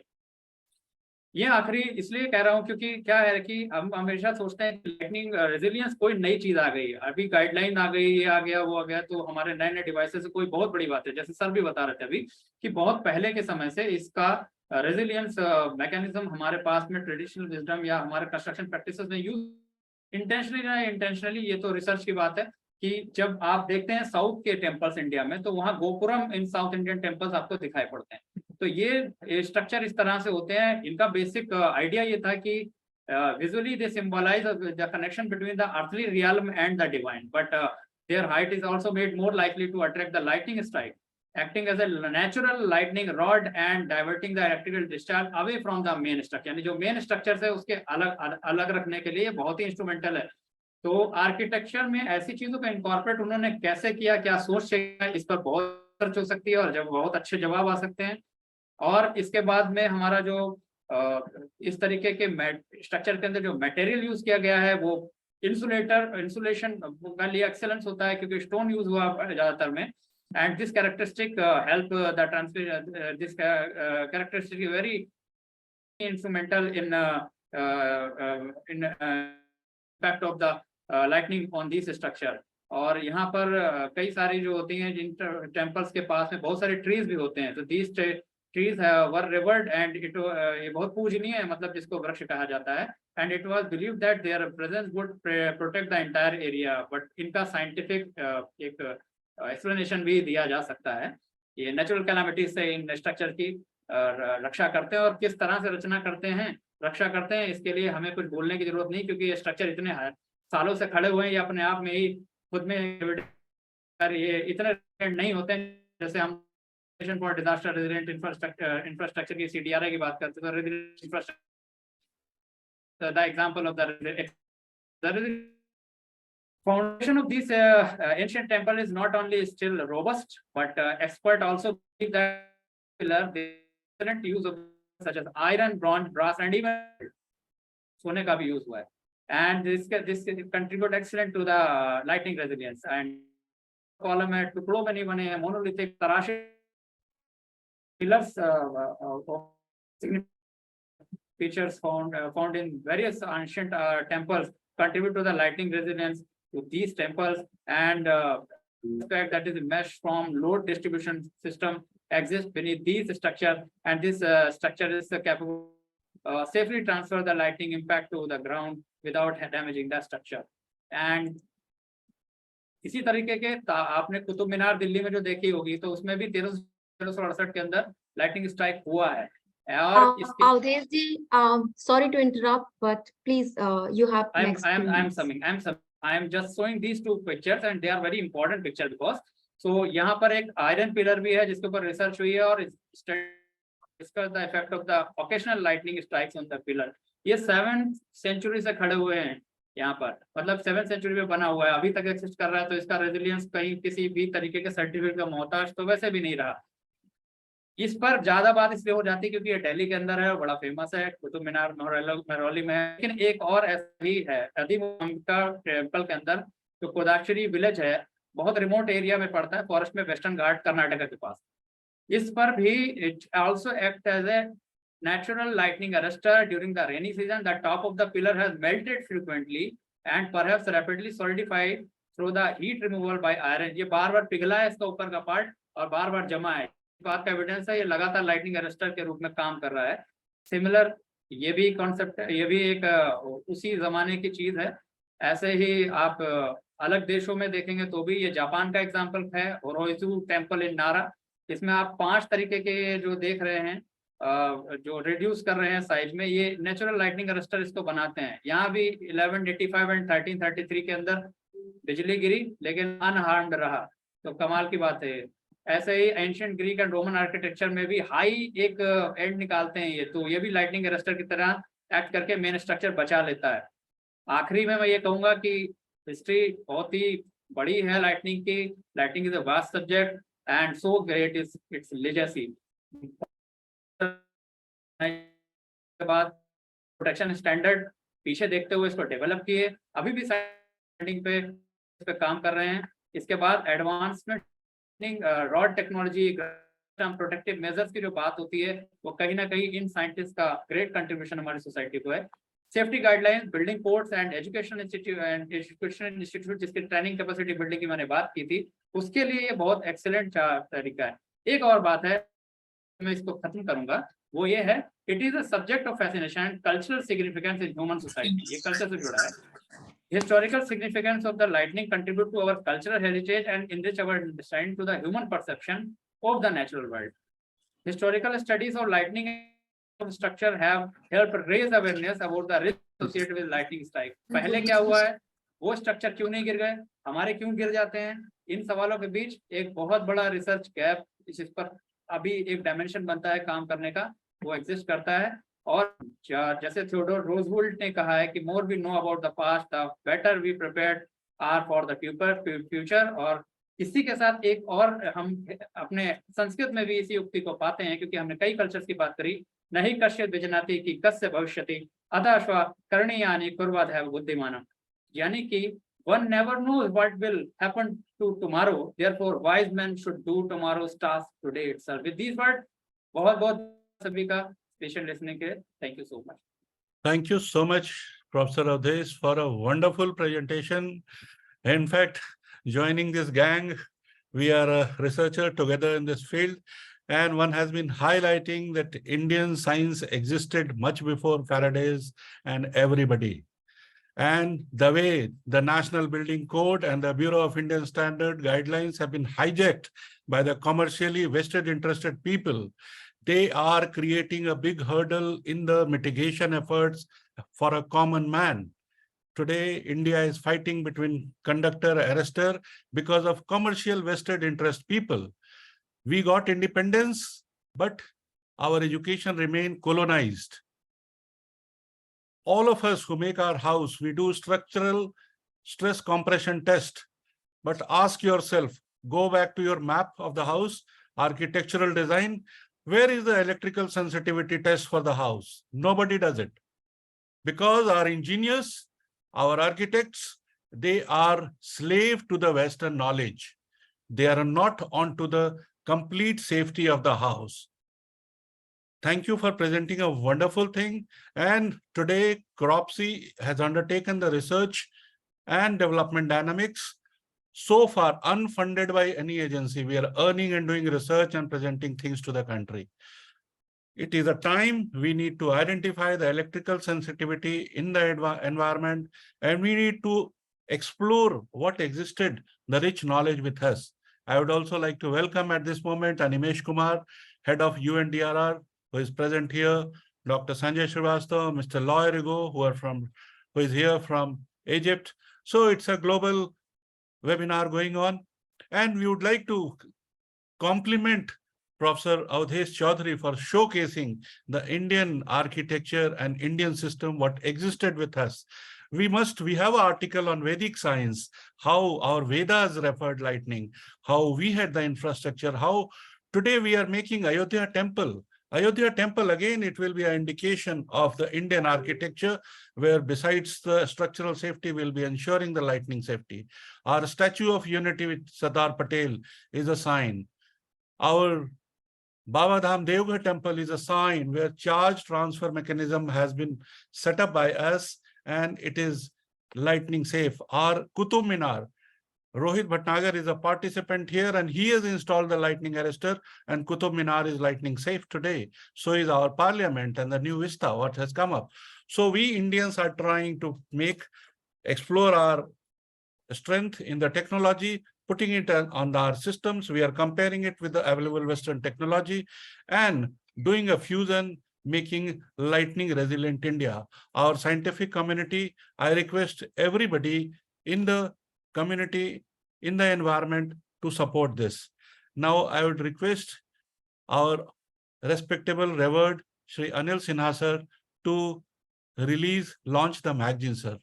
May I request you to do the honor, sir. I'll just show you the online edition of the magazine, sir.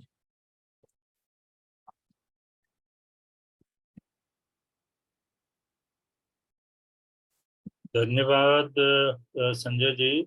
उसके पहले अवधेश जी, आपने बहुत बहुत बहुत ही बढ़िया प्रेजेंटेशन किया। I think it was really enlightening, you know, enlightening the whole business of lightning which we have been talking since morning. किस तरीके से ये चीज हमारे संस्कृति में, हमारे कल्चर में, हमारे सोसाइटी में, नॉट ओनली इंडिया बल्कि पूरे ग्लोब में डिफरेंट सोसाइटीज में कैसे रहा। बहुत बढ़िया रिसर्च आपने किया है, आपको बहुत बहुत बधाई हो। और ये जो पेपर है, इसको तो स्पेशली हम समझते हैं कि इसको हम लोग को बहुत ही पॉपुलराइज करना चाहिए, जिससे कि लोग समझें कि लाइटनिंग का क्या प्रेजेंस है हम लोग के सोसाइटी में, हम लोग के कल्चर में, एंड साइंस एंड टेक्नोलॉजी में कैसे इस चीज़ को स्टडी किया जा रहा है और कैसे पब्लिक तक ले जा रहे हैं, उस पर तो बातचीत आज हुई है। यहाँ तक नो डिजास्टर मैगजीन को लॉन्च करने का सवाल है, संजय जी बहुत बहुत शुक्रिया, लेकिन हम अकेले नहीं, हम कहेंगे ये प्रोसेस भी ऐसा है कि सारे लोग जो हैं इसको एक साथ मिल करके लॉन्च करें। It is a societal initiative, और जितने अभी 80 लोग पार्टिसिपेट कर रहे हैं वो सारे के सारे लोग मिल करके हम लोग इसको लॉन्च करेंगे। अनिमेश जी अगर हैं अभी, संजय, अनिमेश जी जेनेवा से हैं, संजय बैंकॉक से हैं, लॉय जो हैं वो इजिप्ट से हैं, और प्लस जितने लोग इंडिया में भारत के अलग अलग जगहों से जो पार्टिसिपेट कर रहे हैं, खास करके बच्चे, और जो हमारे यंग कलीग्स हैं, कोमल है, पारिया है, अल्तमश है, वंदना भी यंग है, आकांक्षा है, ये सारे लोग। और मुझे बहुत खुशी है कि सत्या जो है, सत्या जी ने अभी ज्वाइन कर लिया है, तो हम लोग सब इसको मिल करके करें, जल्दी से करें और फिर जल्दी समाप्त भी करें, क्योंकि आज हम लोग सेशन बहुत अच्छा रहा लेकिन काफ़ी एक्सीड कर गया टाइम। चलिए, तो इसको आगे बढ़ाइए, हम लोग इसको लॉन्च करते हैं। बहुत बहुत धन्यवाद sir, thank you for releasing the magazine. ये हमारा कवर पेज है, और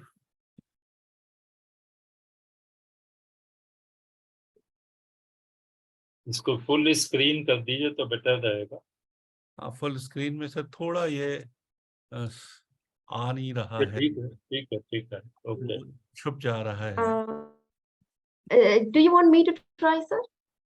हाँ, you can. ठीक है, इसी में अब चलिए, let's move ahead with the pages. उसी हम लोग को क्लियरली दिखाई दे रहा है, ठीक है, साइज थोड़ा छोटा है, that's okay.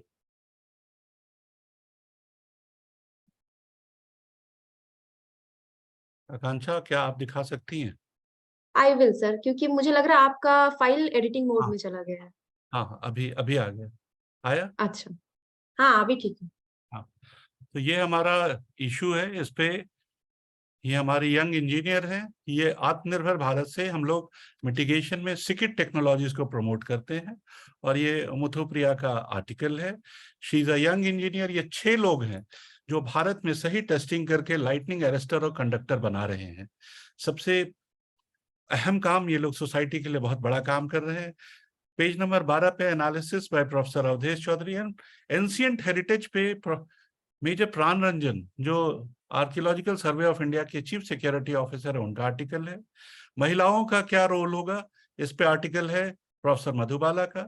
Lightning resilient India कैसे आगे बढ़ रहा है, और आज लाइटनिंग को हम लोगों ने सबके बीच एक स्थापित कर दिया है, वो इंटरव्यू है। एंड देन फील्ड से पश्चिम बंगाल से नीलकंठ चैटर्जी का आर्टिकल है, किस तरीके से बंगाल में वो काम कर रहे हैं।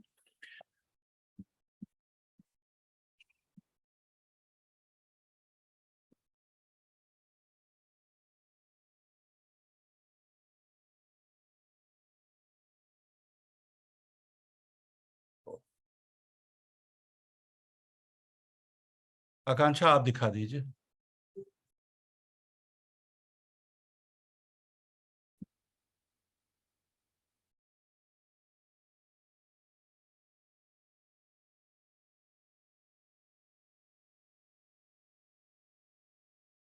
एनुअल लाइटनिंग कॉन्फ्रेंस 28-29 अगस्त को नई दिल्ली में है, और ये भारतीय मौसम विज्ञान विभाग में होगा। जितने लोग लाइटनिंग के बारे में जानकारी के लिए इच्छुक हैं वो वहाँ आ सकते हैं। हमने चैट बॉक्स पे ईमेल दे दिया है, आप अप्लाई कर सकते हैं। पूरे भारत में जो लाइटनिंग हो रही पिछले 5 वर्षों की सारे रिपोर्ट, मोर्टालिटी, सामाजिक पहलू, मिटिगेशन, वो इस कॉन्फ्रेंस में लागू किए दिखाए जाएंगे। तो अनुरोध है कि आप अगर कुछ कंट्रीब्यूट करना चाहते हैं उसके लिए भी हमें लिख सकते हैं। Akanksha, go ahead. Akanksha please go ahead.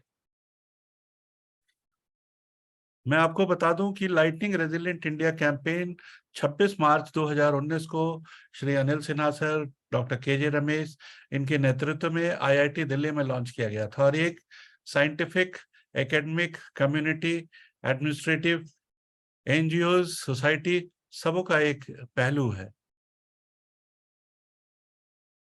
आकांक्षा, अगर कोई प्रॉब्लम है then we move ahead. I think can't you see my screen?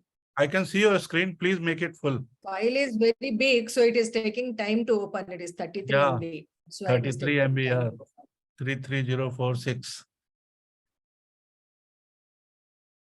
So it will take time to open. Yeah. You have to be patient. I think आज अब समय नहीं है, इसलिए question answer को आज छोड़ दें, वो हम लोग नेक्स्ट में करेंगे। लेकिन हम लोग सत्या जी को मैं special Satya Satya I am moving this screen. You can see moving screen. ठीक है, don't get bothered too much. Satya ji, are you there? Hello Satya, Please please unmute yourself. unmute Satya sir. yourself. हाँ, I'm there. तो आप वोट ऑफ थैंक्स को शुरू कीजिए। वो बहुत वंदना बड़ी दे रही, वंदना कुछ सब बोलना चाह रही थी, ठीक तो है, उसके ठीक बाद है। दे देते। सर कुछ वरना बच्चों ने मैंने सर आपसे कुछ बच्चों ने कंट्रीब्यूट किया आर्टिकल। एक अभिषेक राजहंस ने काफी अच्छा आर्टिकल लिखा है सर, और किस तरीके से इंडिया को हम रेजिलियंस की ओर ले जा रहे हैं। सूरज झा है Tata institute of Social science से, जिन्होंने बहुत अच्छा आर्टिकल लिखा है। बिहार के सीतामढ़ी में वो इस कैंपेन को साथ लाइटनिंग रेजिलेंट इंडिया को काम कर रहे हैं, और काफी अच्छा काम किया है। दयाशंकर मिश्रा जी हैं जमशेदपुर से, जिन्होंने काफी अच्छा आर्टिकल लिखा है। तो इस तरीके से प्रोफेसर धिमन एंड कोमल ने बहुत अच्छा आर्टिकल लिखा है सर बिहार के लिए। तो ये सारे आर्टिकल हैं जो बहुत रिच आर्टिकल हैं, हर आर्टिकल अपने आप में अनूठे हैं। Professor Niranjan Sahu, Xavier Institute of Social Science, XISS Ranchi से, उन्होंने काफी अच्छा लिखा है बेनिफिट्स ऑफ लाइटनिंग। तो हर आर्टिकल अपने आप में सर एक बहुत ही रिच आर्टिकल है। समय की कमी के कारण हम उसे दिखा नहीं पाए हैं, तो इन सबों का उल्लेख मैं समझता जरूरी है, और ये मैगजीन सॉफ्ट फॉर्म में सबों को ईमेल कर दी जाएगी, तो आप इसे ध्यान से देखें। और लाइटनिंग के विभिन्न पहलुओं को जिस तरीके से दिखाया है वो एक यूनिक तरीके से दिखाया जा रहा, और लाइटनिंग के रिसर्च के लिए मैं आमंत्रित करता हूं। सामाजिक रिसर्च की ज्यादा जरूरत है। आज टेरी यूनिवर्सिटी में centre for disaster research studies हमने स्थापित किया है। I will request all support from people. और ये काफी रिसर्च की जरूरत है, काफी समाज में आगे ले जाने की जरूरत है। इस मंच के माध्यम से, इस मैगजीन के माध्यम से आपसे अनुरोध है, इसको जरूर पढ़े, क्योंकि जिस तरीके के पहलुओं को दिखाया गया है वो आज तक नहीं हुआ था।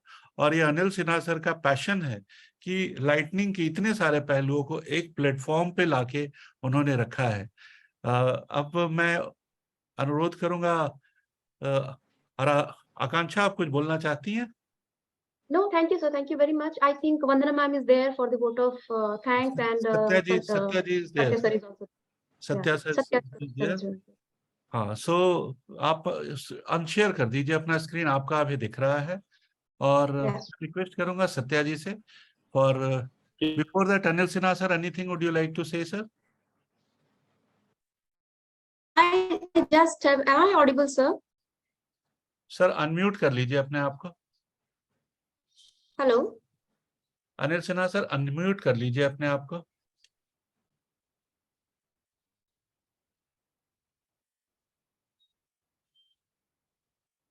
लिंक में है क्या? सर हैं सर। नहीं, हम ये कह रहे हैं कि वन्ना बोलेगी, मैंने उनसे रिक्वेस्ट किया है by Satya will close, I have got another engagement, तो इसीलिए we are already half an hour beyond time. Yes sir, over to Vandana ji. Vandana ji please. Thank you so much.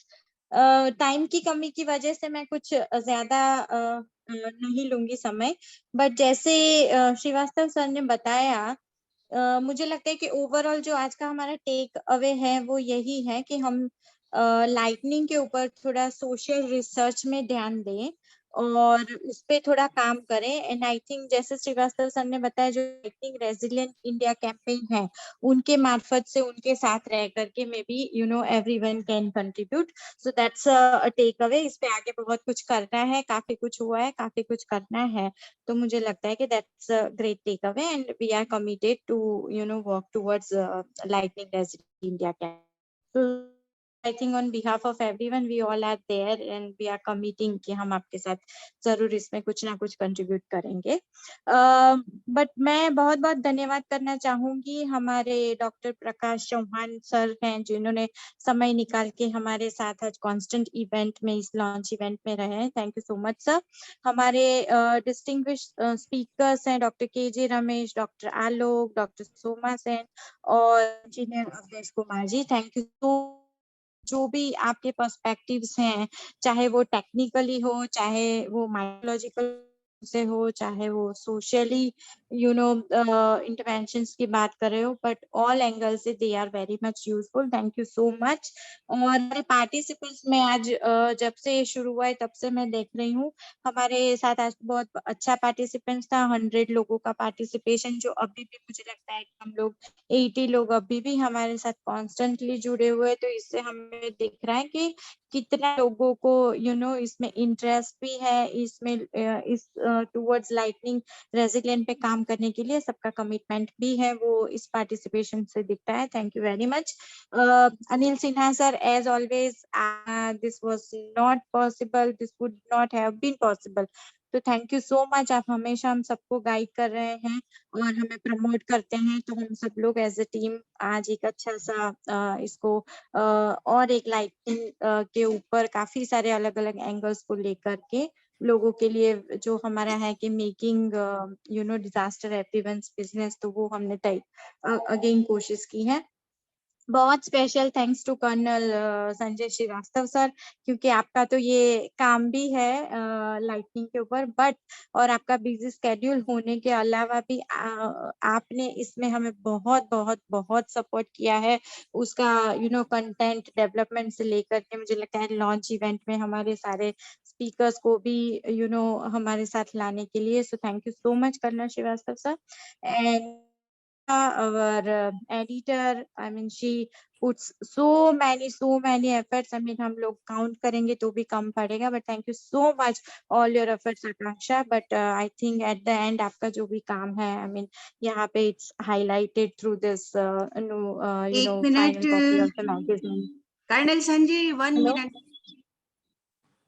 देखिए, इसके पहले कि रजनी जी बोलें या लॉय बोलें, लॉय को भी मैं देख रहा हूँ काफी देर से, और लोग बोलें, लेकिन मैं बस एक बात कहना चाहता हूँ कि चूंकि मेकिंग डिजास्टर्स एवरीवन्स बिजनेस हम कर रहे हैं, तो हम एक चीज कहते रहे अपने टीम में कलीग्स को, ये 20, 25, 50 पार्टिसिपेशन से काम नहीं चलेगा। आज बहुत खुशी है कि हम लोग 100 तक क्रॉस पहुंचे, कर 100 से ज्यादा हम लोग एडमिट नहीं कर सके। इनफैक्ट लिए वंदना ने जी लिखा कि 700 जो दीदीज हैं, जीविका कार्यक्रम जो बिहार में बहुत बड़ा विमेन एम्पावरमेंट का कार्यक्रम चल रहा है, मैंने उनको कहा था, हमारी डिस्कशन हुई थी कि एनसीसी के कैडेट्स हैं, जीविका की जो दीदीज हैं जो पूरे राज्य में फैली हुई हैं, इन लोगों को हम पकड़े, इनको अप्रोच करें। तो मैं समझता हूँ कि अब हम लोग को नेक्स्ट टारगेट रखना चाहिए कि हम पार्टिसिपेट 1000 हो, और हमें जो भी हम लिंक प्रोवाइड, उसमें हम उस तरीके से हो, let nobody be disappointed you see. Right, right, 20-25 class करते रहेंगे तो हम लोग कहाँ से इसको एब्सोल्युटली, समाज में बढ़ा सकेंगे। तो जी मैं जी एक जी, बात करके समाप्त करता हूँ, जहाँ तक और बहुत ही रिस्पेक्टेड और मतलब ऐसे ऐसे साथी हैं जिनके बिना हम लोग काम नहीं कर सकते। रजनी जी हैं, आपको मैं कितना नमस्कार करूं, यू नो, लॉय हैं, और जितने लोग हैं, अनिमेश हैं, sir so nice of you sir. इस समय हमें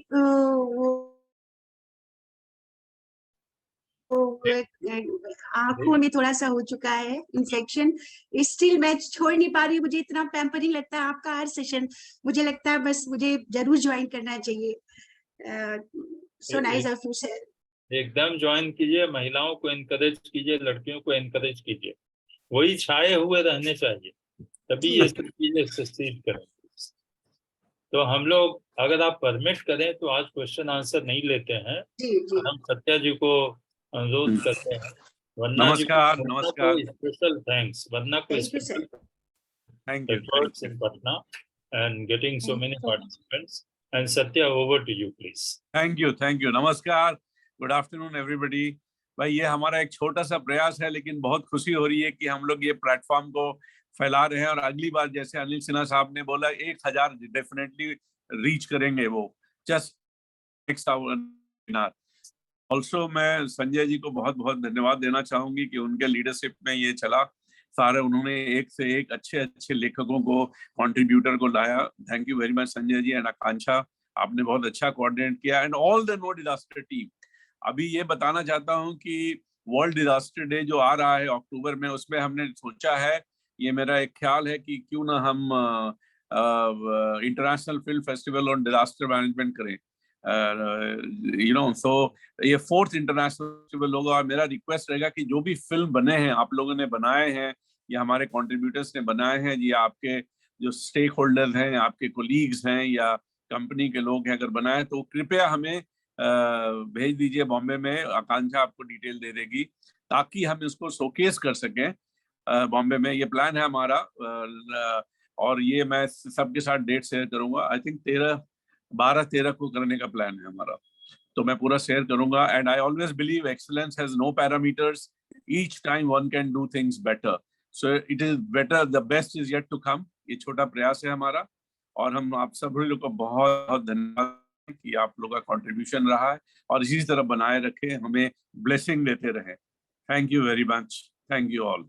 And thank you, Satya ji. I know आपके घर में कितनी बड़ी इमरजेंसी है, फिर टाइम निकाला, बहुत बहुत शुक्रिया, बहुत बहुत सबकी अनुमति तो हम लोग इसको अब क्लोज करें।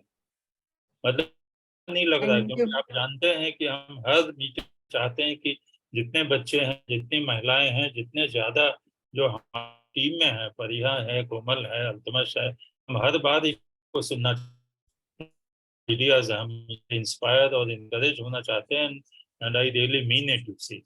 तो मैं आप सबों के इससे, और special thanks from my side also to Sanjay.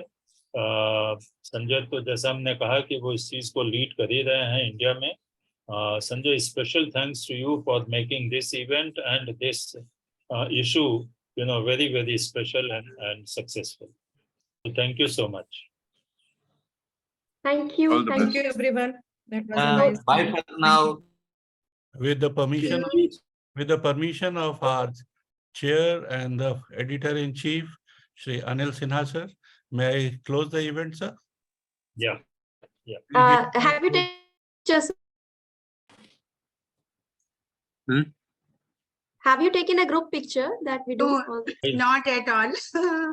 सारे लोग जल्दी से अपना वीडियो ऑन कर ले तो और पिक्चर ले लीजिए। एक पिक्चर ले ले। हाँ हाँ बिल्कुल लीजिए। अनिल सिन्हा साहब नमस्ते, प्रकाश फ्रॉम बैंगलोर। हाय प्रकाश जी, नमस्कार नमस्कार। नमस्ते सर, नमस्ते नमस्ते सर। हाँ, how are you? Yeah, good sir. You height of management. Thank you for joining. Thank you sir. Thank for you. encouraging. Thank you. Tripathi ji नमस्कार। रह चुके हैं त्रिपाठी जी और डिम्पराज के पीछे पूरा फोर्स है। Thank you Tripathi ji. तो फोटोज ले लिया तो फिर हम लोग अब क्लोज करें। I am sorry today I am sounding because आप लोग जानते हैं I got another engagement to से। हो गया सर? ओके सिन्हा जी नमस्ते। सिन्हा जी नमस्ते। अवधेश जी को नमस्ते। सब नमस्ते। नमस्ते। सिन्हा जी को नमस्ते। अवधेश जी को नमस्ते। सबको नमस्ते। नमस्कार नमस्कार सर, नमस्ते नमस्ते।